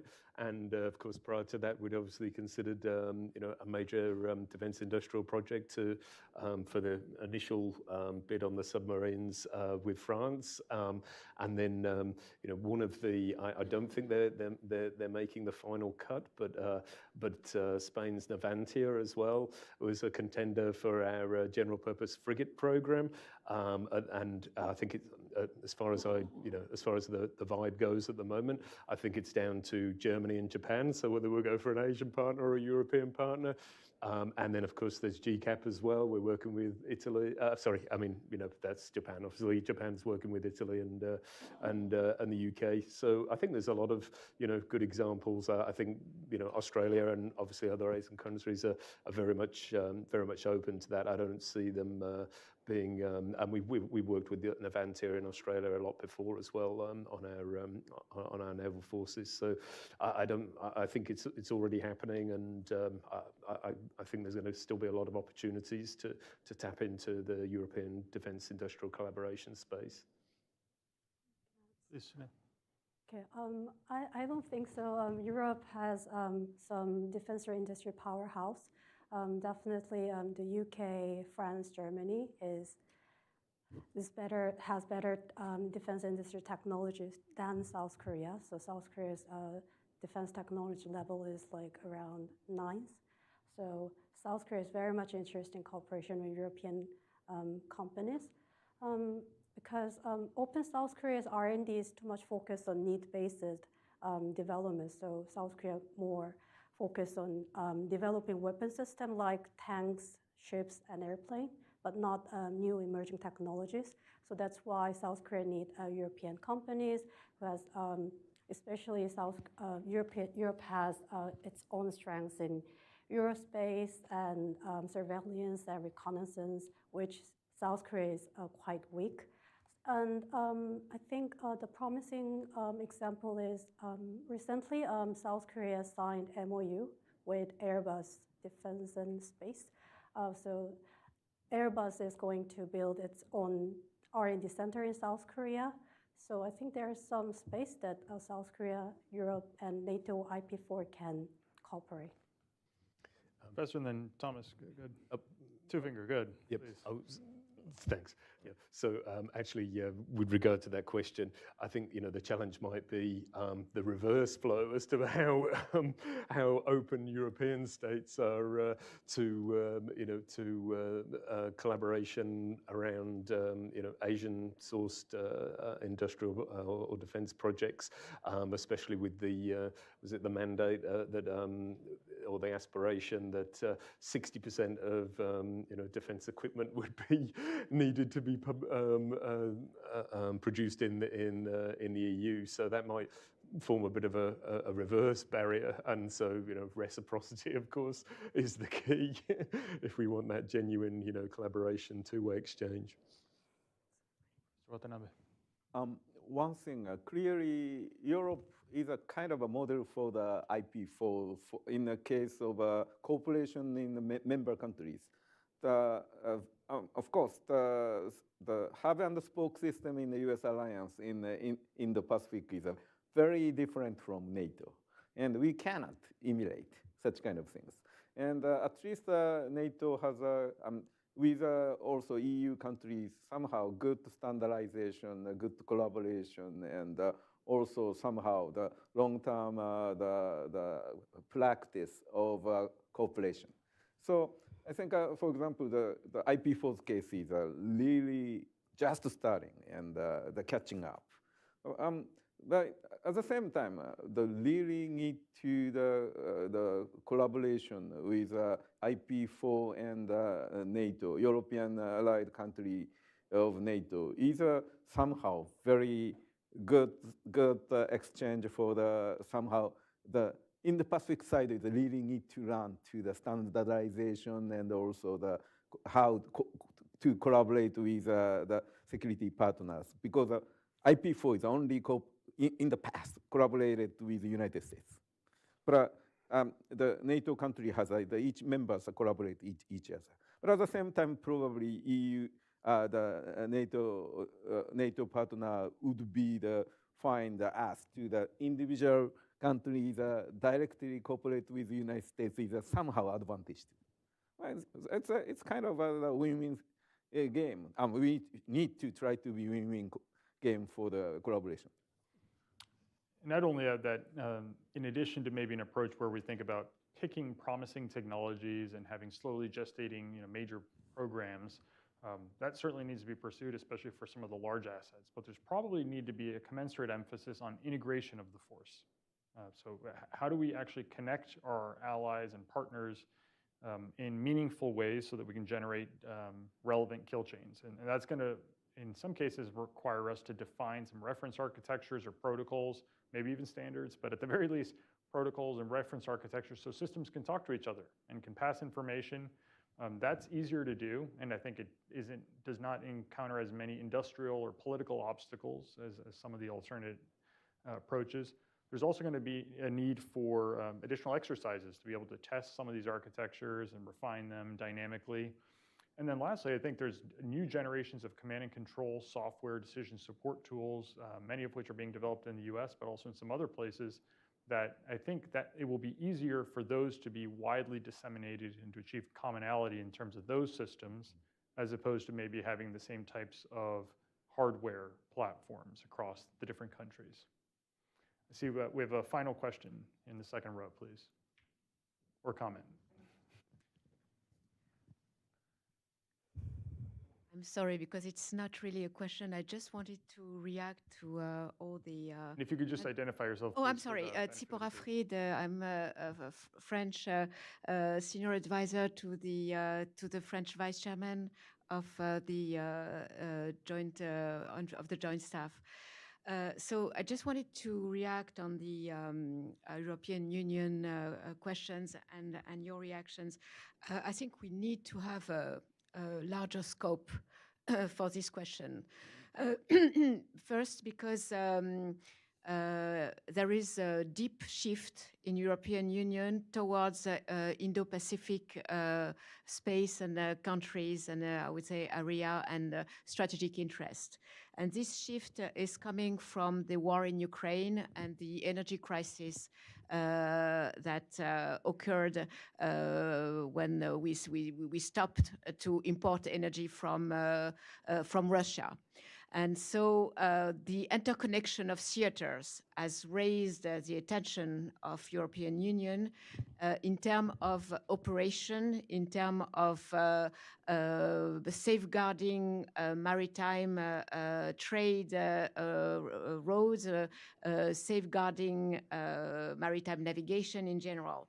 So in 2021, the European Union has published its first strategy towards Indo-Pacific, which is a whole strategy encompassing not only defense interests and defense goals, but also all kinds of challenges that touch the region and where European Union can be helpful. And I just want to remind that the European Union is one of the first major investors in this region. So, of course, it is about the impact of climate change, sustainability of biodiversity in the ocean, and maritime safety, illegal immigration, smuggling, etc., etc. So the involvement, operational involvement of Europe has raised and is much more concrete with naval patrol that are sent now. But I think the industrial question is another one, because we want to think that there is one market, one industrial market, like the one in NATO, but they don't exist. It's fragmented markets.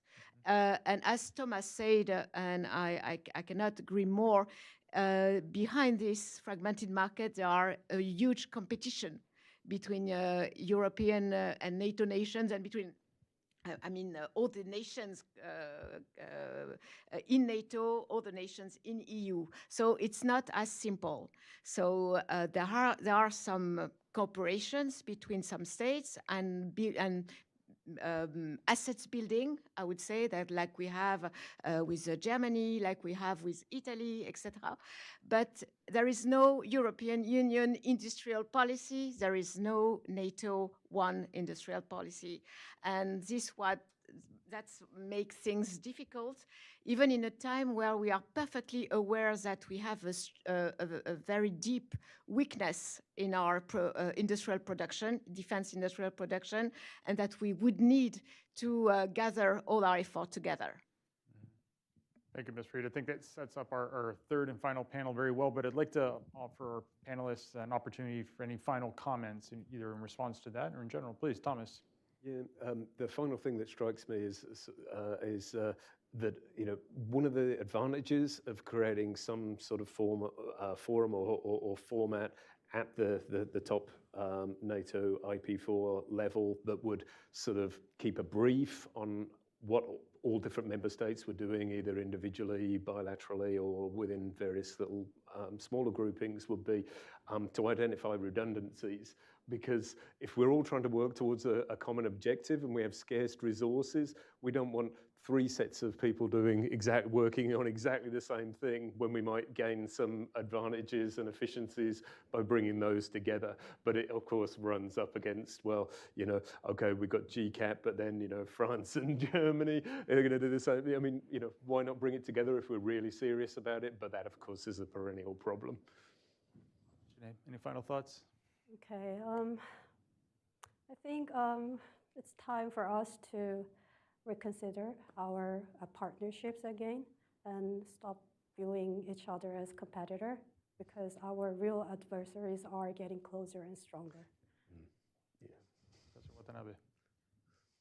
The Japan's the strategy, our project, another project is thinking about it. The plan A, that the US-Japan alliance, and trying to plan B, plan C, and consider, and B, C, D, doesn't fit to the for survival of Japan. But Plan A itself, U.S.-Japan alliance, is not enough to. So I think now Japan is seeking some more collaboration with IP4. That's clearly the U.S. Allied partner in the Indo-Pacific, and NATO, the U.S. The partner in Europe. That's probably Japan's way to survive too. That's I'd like to conclude. Thank you all for joining us, and I ask you to please thank me. Thank you. Thank you. Thank you, panelists. We're going to take a 10-minute break, and then we'll reconvene for our third and final panel of the day. Thank you.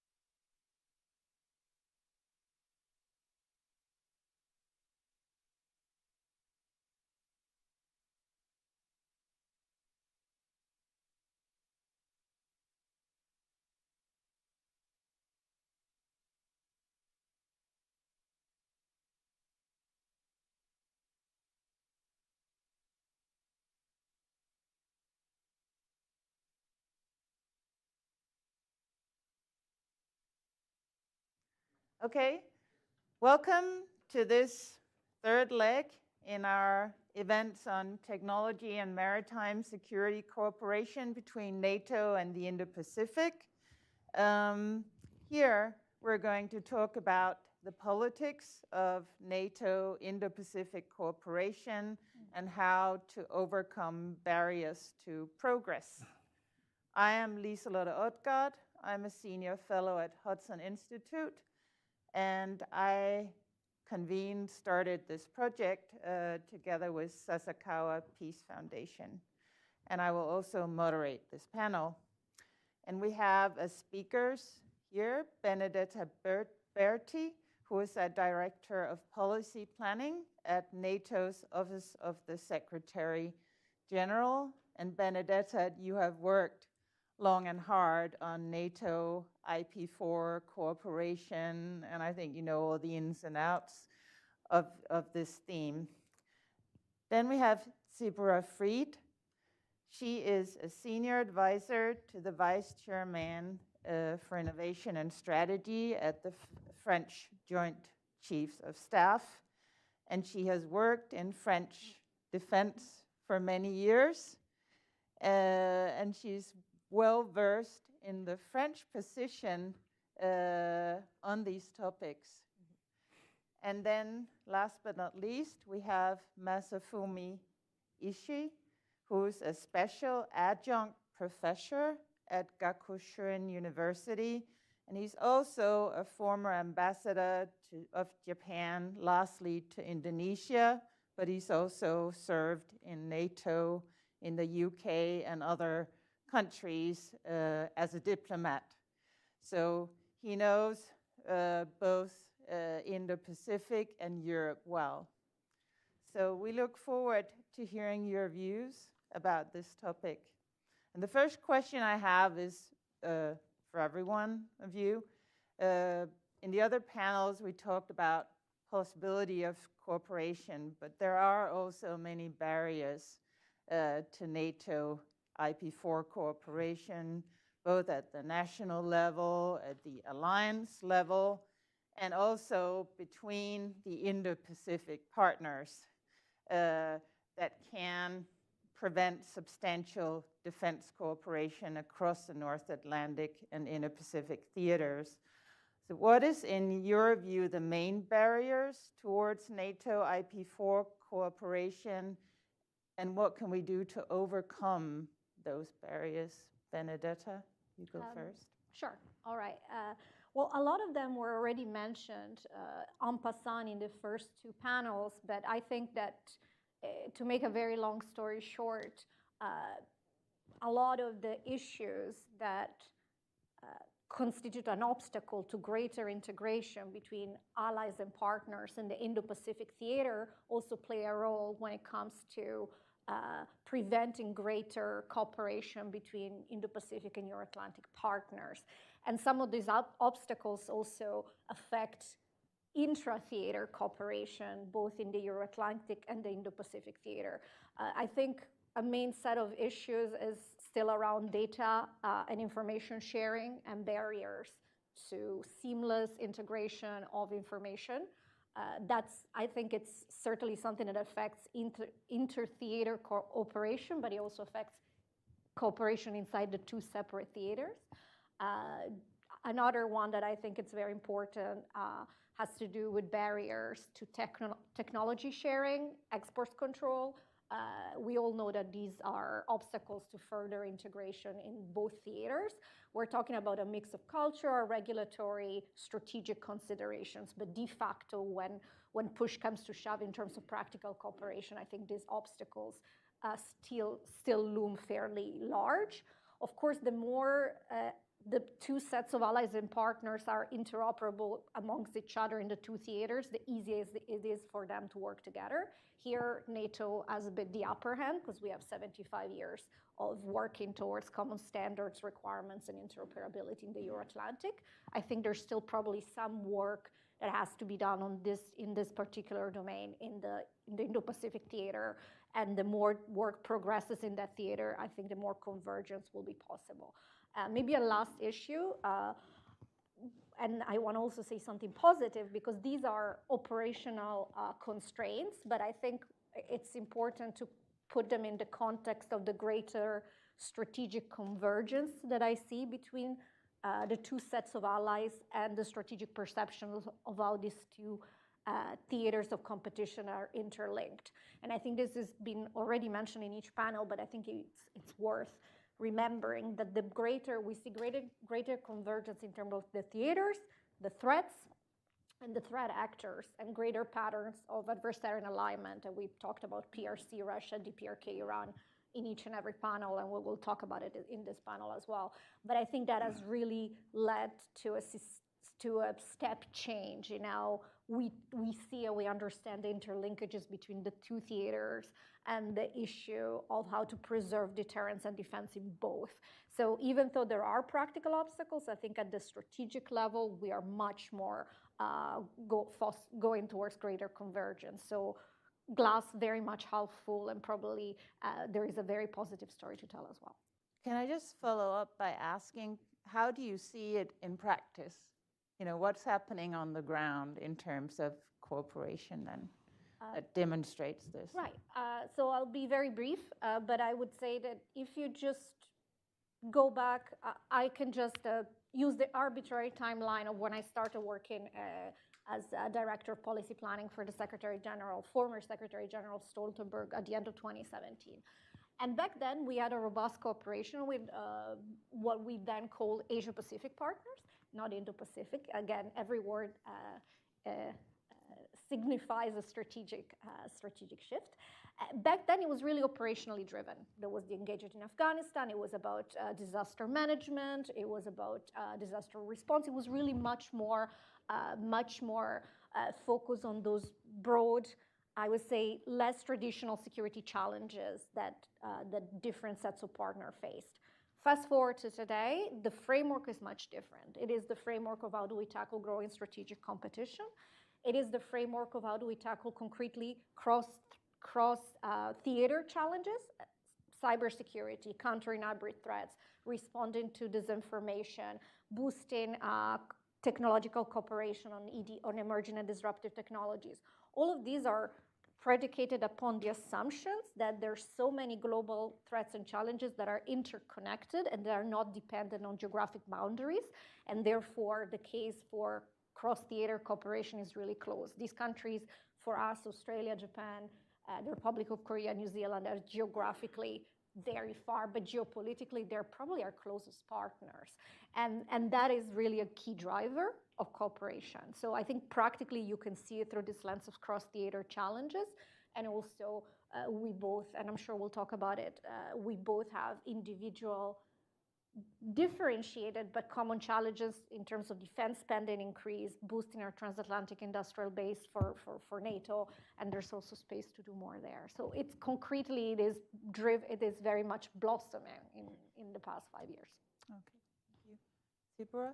Thank you, Lisette. I agree completely with what Benedetta said, but I would add, well, first, there is an evolution in the vision of NATO nations and European Union nations, which some are the same, regarding Indo-Pacific. When in the 2010 years, there was the announcement of the President Obama's administration of this shift and pivot to Asia.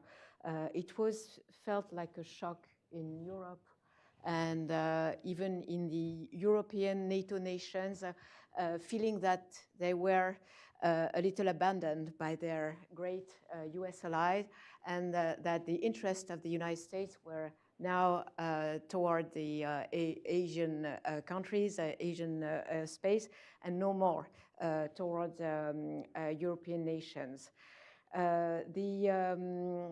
This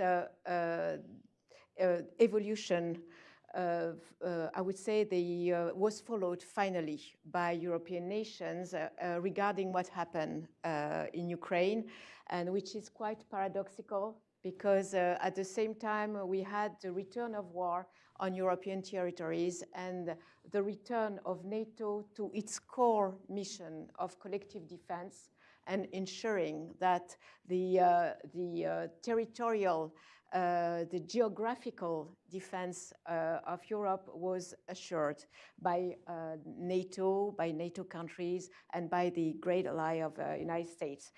And, but the paradoxical situation is that we saw also that, as said Benedetta, that there was no boundaries anymore to the challenges that we met, and that we had to face challenges also coming from Indo-Pacific. So I think it's kind of an evolution towards a more a more favorable position to a concrete cooperation with Indo-Pac. This said, I would say there are several obstacles.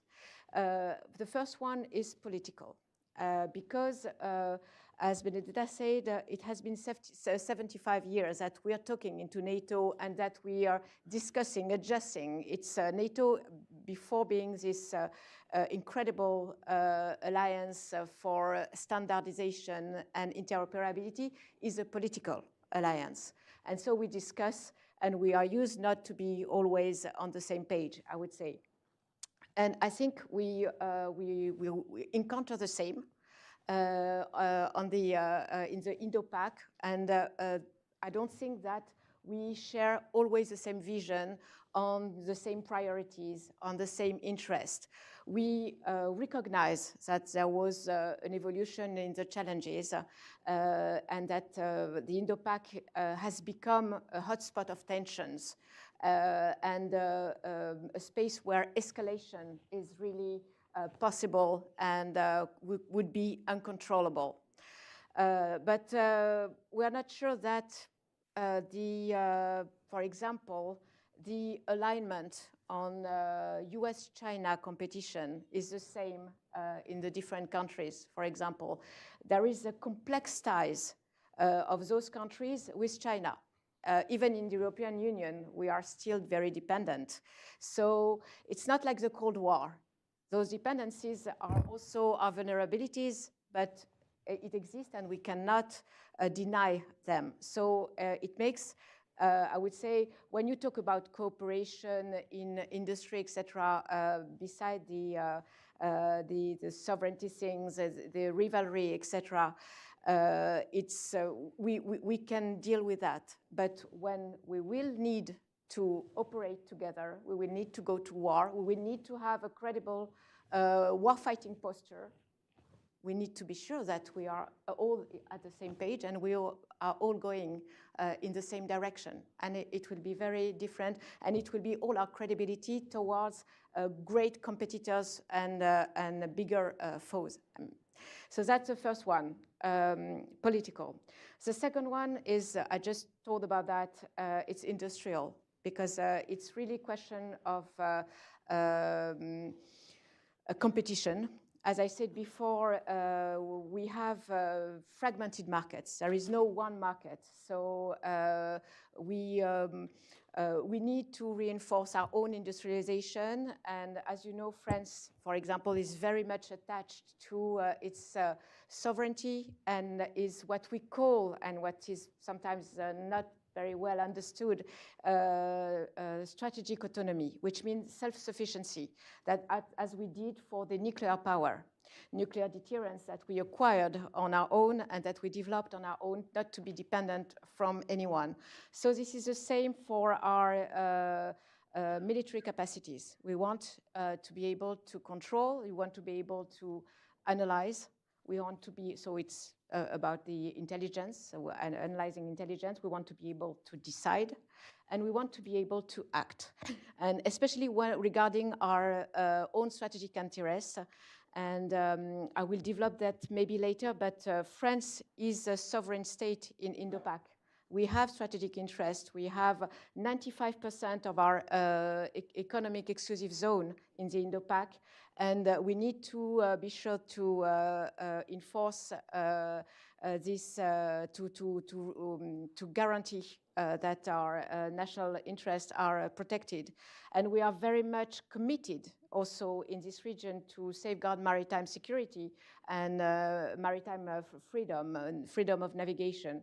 So this is something that we want to be able to do on our own if we have to do it, but with our partners, it will be even better and even more efficient. But this is something that it has to be discussed. But the first line is sovereignty.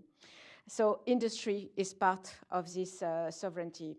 I would say that it will be much more, it will be more and more difficult with the scarcity of resources, scarcity of workforce. It will become more and more competitive between allies. So we have to be aware of that.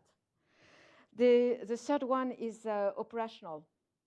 Operational because interoperability is also the capacity of operate together, as I said. And as you know, we have still in NATO framework, we are discussing how we consider multi-domain operations, how we are going to build the future command and control system, and how we are going to operate this system among allies. So it's a tough discussion. And as said Thomas before, to open this discussion to even more partners, it will be it will add difficulties, it will add complexities. But we have to do it. We have to do it if you want to operate together, but that could be an obstacle. How we are going to consider, especially when you talk about C2, C2 is coming from a very, the way we define our chain of commandment is coming from our strategic culture and our doctrine in warfighting. And it's not always understandable, even between allies. So that's the third. And the fourth one is what Benedetta said is about sharing technology. And when we talk about emerging and disruptive technology, I just would like to add the question of the duality of this technology.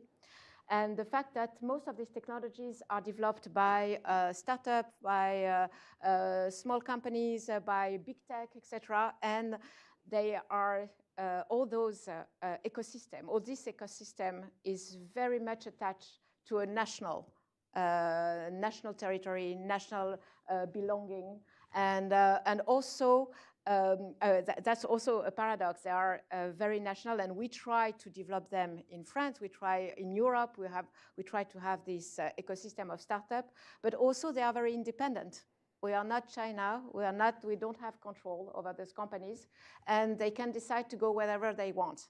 And so to get those technologies and to be sure that we can develop them, it will be also a challenge because it's not a military production anymore.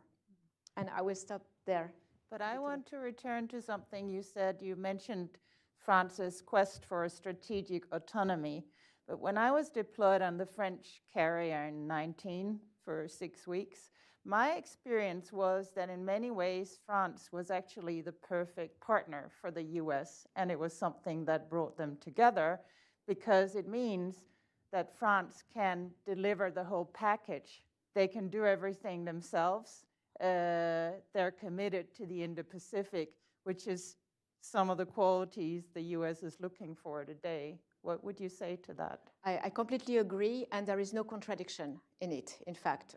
First, I would say that we have, of course, the United States is really our strong allies, and not only in the Indo-Pac, but everywhere in the world. And in Africa, we back up each other. In the Middle East, we also operate with each other and with UK too. But we have also strong alliances in Indo-Pacific. We have alliances with Japan. We have alliances with India. We have an alliance also with Australia. And we are very committed also to our partners. But it doesn't mean that we don't want to have this sovereignty to decide and to act whenever it's possible or whenever we have to do it. But we are really, the chairman has developed a concept or a vision, a strategic vision, in which he said that because of the complexity, because of the new characteristic of war fighting, it's better to deter. It's better to deter. What he called is, he called that win the war before the war. In fact, the capacity of deterring, and I think it's very close to the American concept of integrated deterrence. And in this approach, in this vision, partnerships, strategic solidarities are essential because we are perfectly aware that even though we have the whole spectrum of capacities, we have a lot of holes in our capacities. We have the whole, we really have the whole range of capacities, but from low intensity to high intensity, from space to underwater, etc. But we have holes, and for major or for several theaters, we would not be able. And the General Burkhardt has said that even 2 weeks ago, very frankly, publicly, he said that we would not be able to face a competitor like China aggression in Indo-Pacific if we are alone. Thank you. Masa?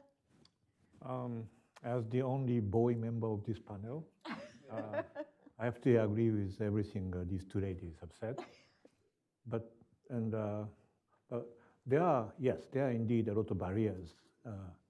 But I think the most important one, which comes first, is the strategic one. Naturally, NATO and the Indo-Pacific countries have a different strategic priorities and threat perception. Even among IP4, there are differences in priorities and threat perception. Australia and New Zealand being far away from China, while Japan, Korea within a range of both North Korea and China. So it's natural that we have a different perspective. So the most important thing to start the cooperation is to break this strategic barrier, which I think we have done in relation to the cooperation between NATO and IP4. Virtually, the barrier was broken in 2022 in Madrid when NATO came up with the strategic concept, which I think Benedict wrote. Yep. I understand, yeah? So she's behind the idea that China is a systemic challenge, and also the situation in Europe relates directly to the situation in Indo-Pacific. So these two are the entry points for us. So now I think the most important and most difficult barrier has been broken. And to a certain extent, thanks to Ukraine, I'm afraid. I think, the Ukraine war happened even before the Madrid summit. And then Japan and the United States have been seeking for the inclusion of some reference to Indo-Pacific situation in a strategic concept for many, many years. But in Madrid, we thought, no, not this time, because NATO has to concentrate on Russia. But it came out relatively easy, simply because it became really clear in the eyes of the European countries that in order to deal with Russia, you have to deal with China as well. So it's now interrelated. Yeah? And then now you have North Korea fighting war in Ukraine. China is identified as the critical enabler of the war. So I think now our strategic perspective and the priorities are more aligned thanks to Ukraine. It's a big sacrifice, but I think that contributed very much to the breakdown of the first and most important barrier. So now that barrier is broken, I think the task for us is to start the real cooperation. And then as far as Japan is concerned, there are already we agreed with NATO the tailored list of cooperation, items for cooperation, which include cyber and space and strategic communication, as well as the cooperation in the advanced technologies. So our task is just to carry on and then make things happen, which of course we are as a Chipola was saying, there are many landmines, many barriers, but I think necessity is clearly there already, and we all share that necessity. So I think we have determination, we have a reason for making things happen. So I'm not too much worried about barriers per se. Okay. Benedetta, I want to return to you and ask you, it's all you, so you're very optimistic, all of you in a way, about the possibilities for cooperation, but when you look at the challenges of individual states, you know, rising defense expenditures, there's different threats depending on where you're located geographically also, at least that's the perception, and therefore different challenges you have to deal with. There's pressure to divert resources towards defense, away from welfare. Doesn't that risk ending in states just prioritizing their immediate environment and not, you know, cooperating with faraway states? Is there not a tendency to do that, especially now that we've seen the war in Ukraine? People are concerned about a Taiwan contingency, etc. So in the end, so yeah, I would say of course there is.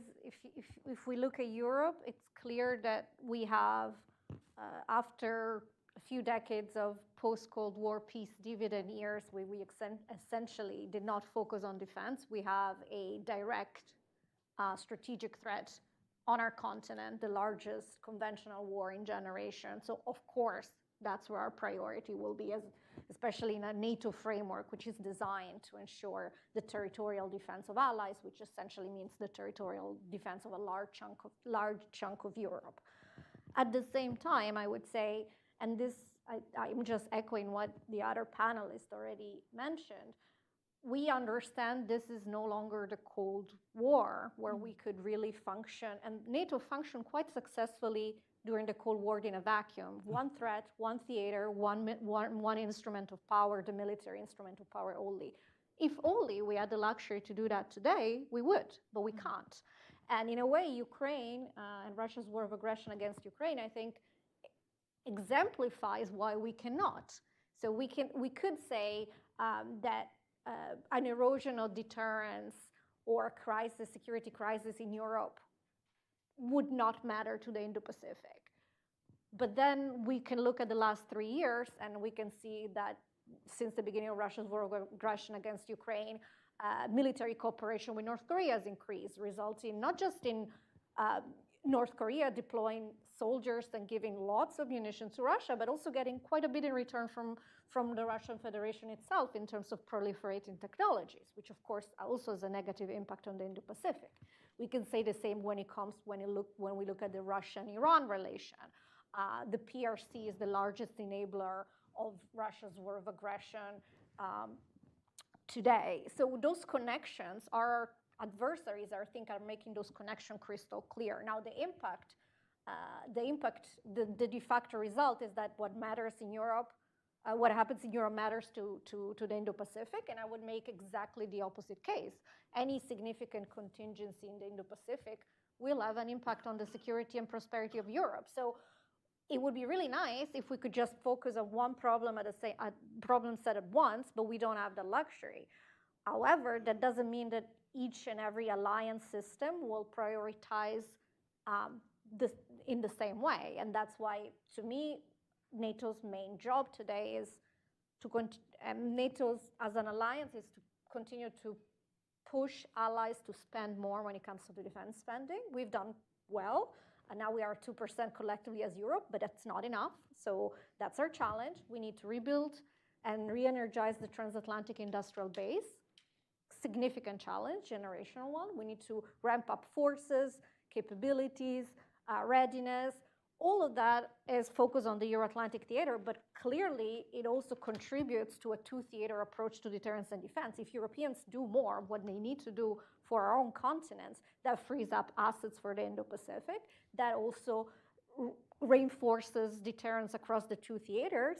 And then there's still, if the word integrated deterrence was mentioned, there's still a range of non-kinetic economic, political, diplomatic, critical infrastructure interventions that European allies can perform in order to contribute to integrated deterrence in the Indo-Pacific. So just because we cannot all be doing everything, or just because NATO cannot be a credible military response in the Indo-Pacific, it doesn't mean that we cannot contribute to deterrence. At least that's the way I look at it. So as adversaries cooperate more and threaten us, enabling each other, we mirror that development. I mean, we don't have to, maybe we, to a certain extent, we learn the lessons of adversarial alignment and the case for strengthened cooperation. We learn, there are some things we can learn. We can learn in terms of how they use kinetic and non-kinetic tools in an integrated way to affect our security, which I think is something we need to take very much into consideration to embed national security a lot more into everything we do, including our economic policies. That's especially for Europeans, vis-a-vis countries like China, for example. So yes, there are things we can learn, but at the basis, the most important element of adaptation for me is to rebuild a credible military instrument of power. That is where the challenge starts for Europe. Sivora, France. I want to ask you about France because it has, in many people's eyes, been the critical voice in NATO when it comes to NATO IP4 cooperation, and has arguably had a tendency to point more towards the European Union as the forum that should take action on the Indo-Pacific. Do you see any developments in France on this position, or is that sustained? Can you speak a bit to that? I have two options to answer you very bluntly and very short. So I'm not sure that everyone would be interested in this kind of response. So I'm going to take the long, the long option one. First, I would like to come back to the why, the what, and the how. The why, I explained it, is because France is considered itself, and it is a sovereign state in Indo-Pacific with its own strategic interest and with its own commitment in both in safeguarding maritime space and reinforcing its own alliances with partners or in multilateral formats like Asian, like. So that's the why we are so devoted, committed, interested, and this is our place as well as our metropolitan situation in Europe. The what is, in fact, it's not about NATO, it's not about EU, it's what do we want to achieve? What are we looking for? What are our goals there? So we have, and it has been said in these different panels, we have a very long range of challenges, of threats, of risk, etc. And we know perfectly that we cannot do it alone, especially with the constraint of the tyranny of distance, but also with the other constraint, as you mentioned, we have a huge debt. For some people, prioritizing defense expenses is not what we should do because justice, school, social administration is breaking down. So we have to face all these constraints. And what we want to do is really ensuring this maritime security. And we want to be able to face all those kind of threats and challenges and risk and etc. To be able to be ready, to be prepared for any escalation, to prevent, if it's possible, this escalation, prevent it by being deterrent, by being credible, by having a common posture that will show our willingness and our determination. So that's, I would say that's the what, and I'm not going to enter into the details because it's, of course, it's fighting smugglers. I think last week, a French patrol vessel arrested some drug smugglers and took tons of synthetic drugs, etc. So that's law enforcement at sea, as well as a safeguard of the freedom of navigation, which needs high-class frigates. And I would say that even we are going to deploy the Charles de Gaulle, the aircraft carrier, in few months, and also to show our determination in this region. And then we go to the how, and that's where I'm going to answer your question. NATO is part of it, because NATO, as I said, gives an incredible model of interoperability, of standardization, of cooperation between nations. And I think if we need to have a model like that, we should take NATO models. But it's not enough, in fact, and that's why we call for more European Union implication in the region, because European Union is also its strategy is also dedicated to encompass civilian risk, all kind of risks, environmental risk, etc. And I talked about the difference of perception of priorities in the region, but you think of micro-islands in the region. Micro-islands, their priority is not China. It's the water. It's the flooding and the raise of the level of the water and their possible disappearance. So this is a kind of well, I'm not sure what we can do about that, but that's why we want to have European Union more involved. But it doesn't mean that it's exclusive one from another. I think it's just not enough. We need all the tools we can have, and NATO could be one. We just think that NATO's mandate is not to operate in this space. NATO mandate is, especially in this situation, is really needs to focus on what's happening on the European territory and in collective defense. Thank you. Masa, since Russia's invasion of Ukraine, Japan has worked closely with NATO in supporting Ukraine, taking an unprecedented, I would say, clear stance, siding with Europe. And Japan is, in fact, also NATO's longest-standing non-European partner. However, in the area of defense, Japan also has many barriers to cooperation. There are limitations on Japan's role in defense outside of its territory. There are limitations on defense industrial cooperation and so on. Do you think there's some movement in Japan to remove some of those barriers as the pressure for cooperation heats up? I think there is a move. Can you describe? Yeah, of course. I think it's not whether we can do it or not. It's a must. Yeah. And we have to do it. And there are a few background. One is, I'm afraid, although the United States is still the only superpower in the world in terms of strength, I think its willingness to engage in the international issue is in a sharp decline, which we are worried about very much. So there is obviously a vacuum having been created in a backyard in Southeast Asia, no show of the President Biden to the summit meeting of ASEAN, and so on and so forth. So it's a perfect opening for China to start increasing their influence. Look at what happened between China and Indonesia when the Indonesian new president visited Beijing. I think Indonesia saw the possibility of the United States leaving, so they had more reason to bet on the Chinese side. So we, Japan, have to do more in the backyard of Japan.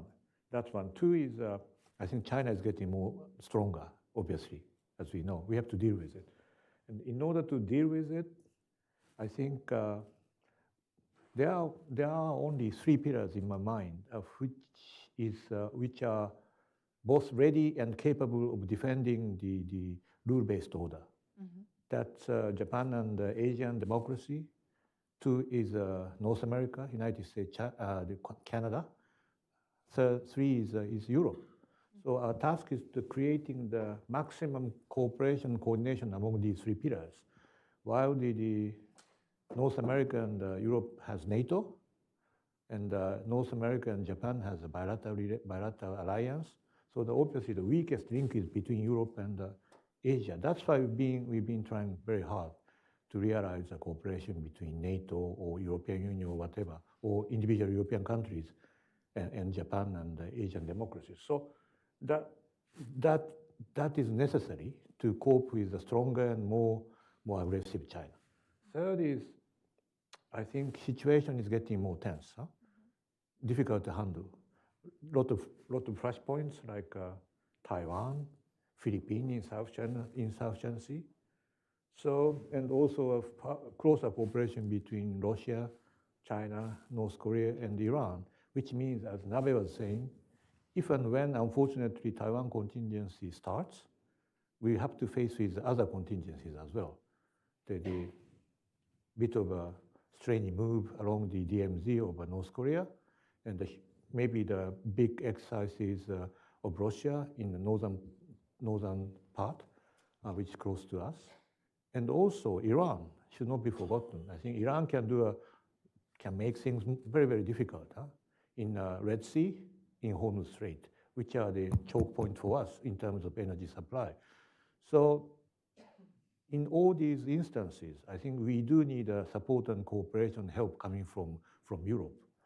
And coming back to France, I think France, in the mind of Japanese security apparatus, has been the most reliable, trustworthy European partner in relation to the situation in Indo-Pacific. Because you've been sending battleships every year, well, simply because you have overseas territories, but it was not too difficult for us to tap them into the joint exercise, and which send a very consistent, annoying message to China. So whenever we do it, China always complained a lot to us. The more they complain, the more we believe that we are doing the right thing. So actually, they are complaining a lot. Whenever France and, of course, the UK, and now in recent years, Germany, consistently, their involvement in the joint exercise send a very clear message and annoying message to China. So in all these instances, we cannot kind of live with the existing barriers. We just have to overcome them. So, of course, as Nabe was saying, most difficult technical barrier is restriction to our arms export, which has been constantly relaxed. And there, I'm sure we will continue to do so, because that is a very important tool for us to gain the support of countries in the region, now that the United States is no longer doing it by themselves. So we have to use all the existing tools to the maximum extent to make things happen. So, sorry, it's a wrong way to say that we have to do it. Thank you. Very short. If you don't mind, is that I just want to add something to what Masa said, which is extremely important. You mentioned joint exercises. In July, there was the exercise Pegasus, where Japan and the United States were joined the French Air Force to work on interoperability, to work on command structures, command structures. And so I think that's what we believe in. We believe in partnerships, in small partnerships where we can really work on our integration, where we can really work on our interoperability. And because France is very much attached to its industrial sovereignty and it's also, we sell armaments, etc. What we want to do is develop this operational interoperability, which is very important because the idea is to be able to operate together when the time has come. The question of cooperation on technology is much more to be sure that we can communicate, that we can we are able to navigate together, to be to share the right information at the right time, and to be really able to communicate and to have the same goals and be sure that there is no misunderstanding. Okay, thank you. Yeah, just to just to complement on that, and I think that to stress the point, that's why I believe personally that the work that we're doing to enhance interoperability through NATO is very valuable, because of course for the 32 countries that are part of NATO, there is a mechanism to align capability requirements through our defense planning, to our 4-year defense planning process. There is a mechanism to get to interoperability in terms of operational and material standards, and that has been a core capability of NATO for the past 70 years. And it's a capability that it's not just, it is of course built first and foremost for allies to ensure the collective defense of Europe, but it is open to partners. And our Indo-Pacific partners are plugged into our interoperability platform, and that's a very practical ways through which you can eventually enhance the ability to operate jointly simply by sharing lessons, building on common standards. So it's a platform that can be used for allies. Then, of course, in the deployments, it might happen through smaller size partnerships and coalitions, but it's useful to have that pre-existing framework through NATO that essentially has 70 years of standard making capability planning process. And partners can plug into these processes if they so choose, and our Indo-Pacific partners are very much interested in this area. So I think we could do more if I look at practical areas for further cooperation. Good, thank you. I'll use the last minute to take questions from the audience. Yes? Question, Japan is continuously building up its Air Force, and in my experience, always made very high quality, high-tech stuff over the last 40 years. Is Japan, or will Japan be capable of throwing an umbrella over Japan's sovereign territories, including its islands going down towards Taiwan, the area over Korea, North Korea, and possibly Vladivostok-Nahotka area? As a land-based aircraft carrier and missile base, if you will, can it eventually have that sway in a defensive methodology, where if push comes to shove, the area does go to war, Japan would have the capability of having control over that zone? When it comes to our own territory in the southern islands, of course we have to be able to do it. But if it's about North Korea or wherever outside Japan's territory, I think it's been an interpretation of Japanese constitution that we cannot send our self-defense force to other countries' territory to fight the war, because that is beyond the minimum necessary self-defense. So I mean in a self-defense capability, in the sense that should say the Russian naval force in Vladivostok threaten Japan through war or cooperation with China, think about all the hypothetical possibles. It's more about the capacity to take action if necessary, rather than waging war. Yeah, that's where our acquisition of the counter-strike capability, I think, matters. And as I said, with the cooperation among China, Russia, and North Korea and Iran becoming more clear, I think we take into consideration the possibility you mentioned. So I think in terms of capability, I think we do have enough capability to at least to deter the potential threat, I think. But whether we are going to do it or not is, as you said, a different question. So. Any more questions? Yep, there's one there.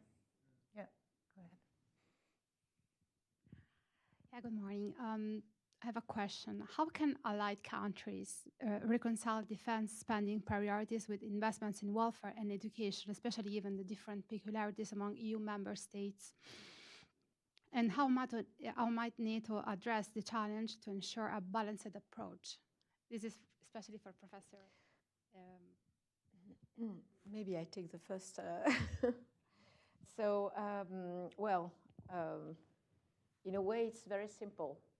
The war in Ukraine, the previous war also in Levant, in the Middle East, and now the war in Gaza. And I would say the shift, the restructuration of international order towards a more disinhibited violence, etc., help us to defend our defense budget.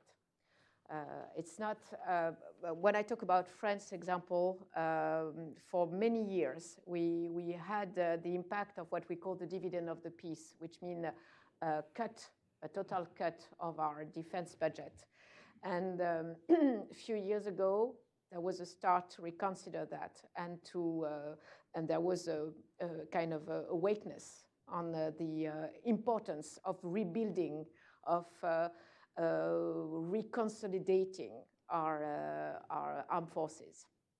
But we have lost a lot.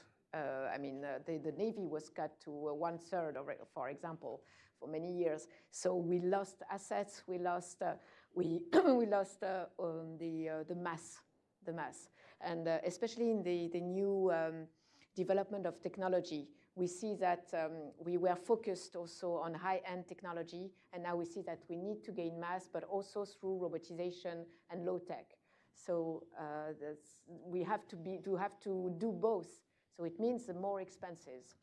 So that's, I would say, the first answer to your question. The second answer would be considering the alliance. I think the if I may say, the threat from President Trump on his first mandate to get out of NATO if there was no 2% of defense budget from the GPR, I think has worked very well on European nations and has obliged them to reconsider their own expenses in defense. And they are still very much afraid of United States giving up on NATO or making NATO less its priority. So it has worked. And but the general geostrategical landscape is a motivation for us to be more prepared. It's not only acquisition, it's not only capacity production, but it's also training, readiness, reviewing completely our chain of commands in regards of what happened in Ukraine, what happened also for the intelligence service in Israel with the 7th of October. It's a very tragical lessons, but we have to consider it.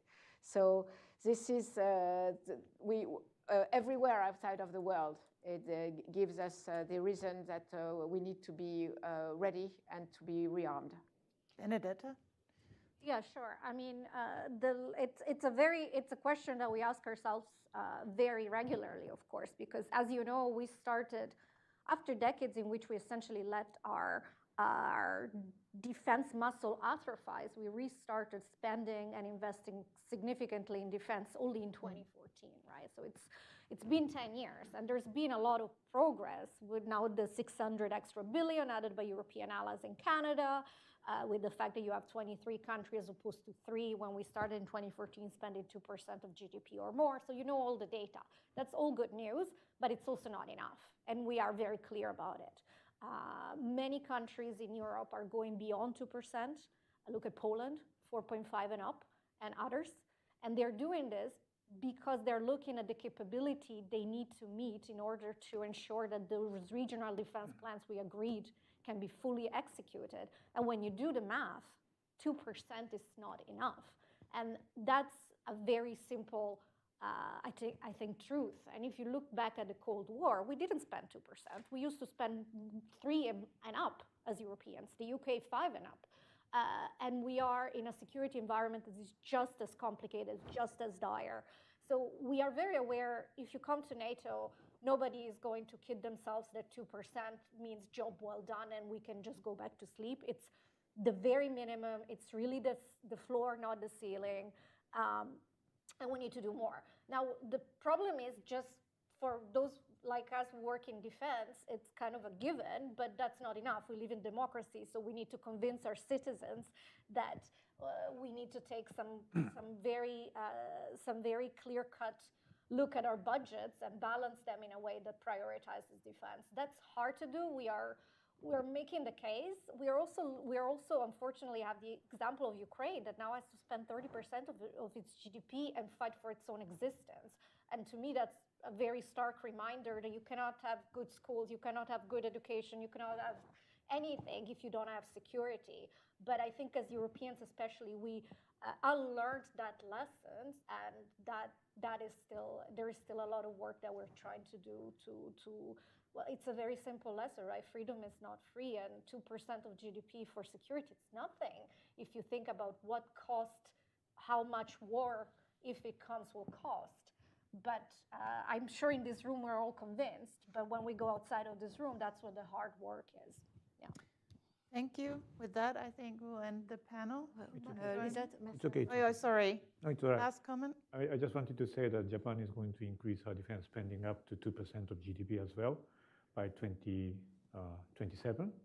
And I share the feeling that the 2% is not enough. And there is a general support among the public to increase the defense budget. The politicians have not been responsible enough to identify how to do it. So we may have to increase taxation, which cannot be popular. But I think if we have to do it, we have to do it. So I think we have, at least the public has the capacity of accepting the further increase beyond 2% of the GDP of the defense budget.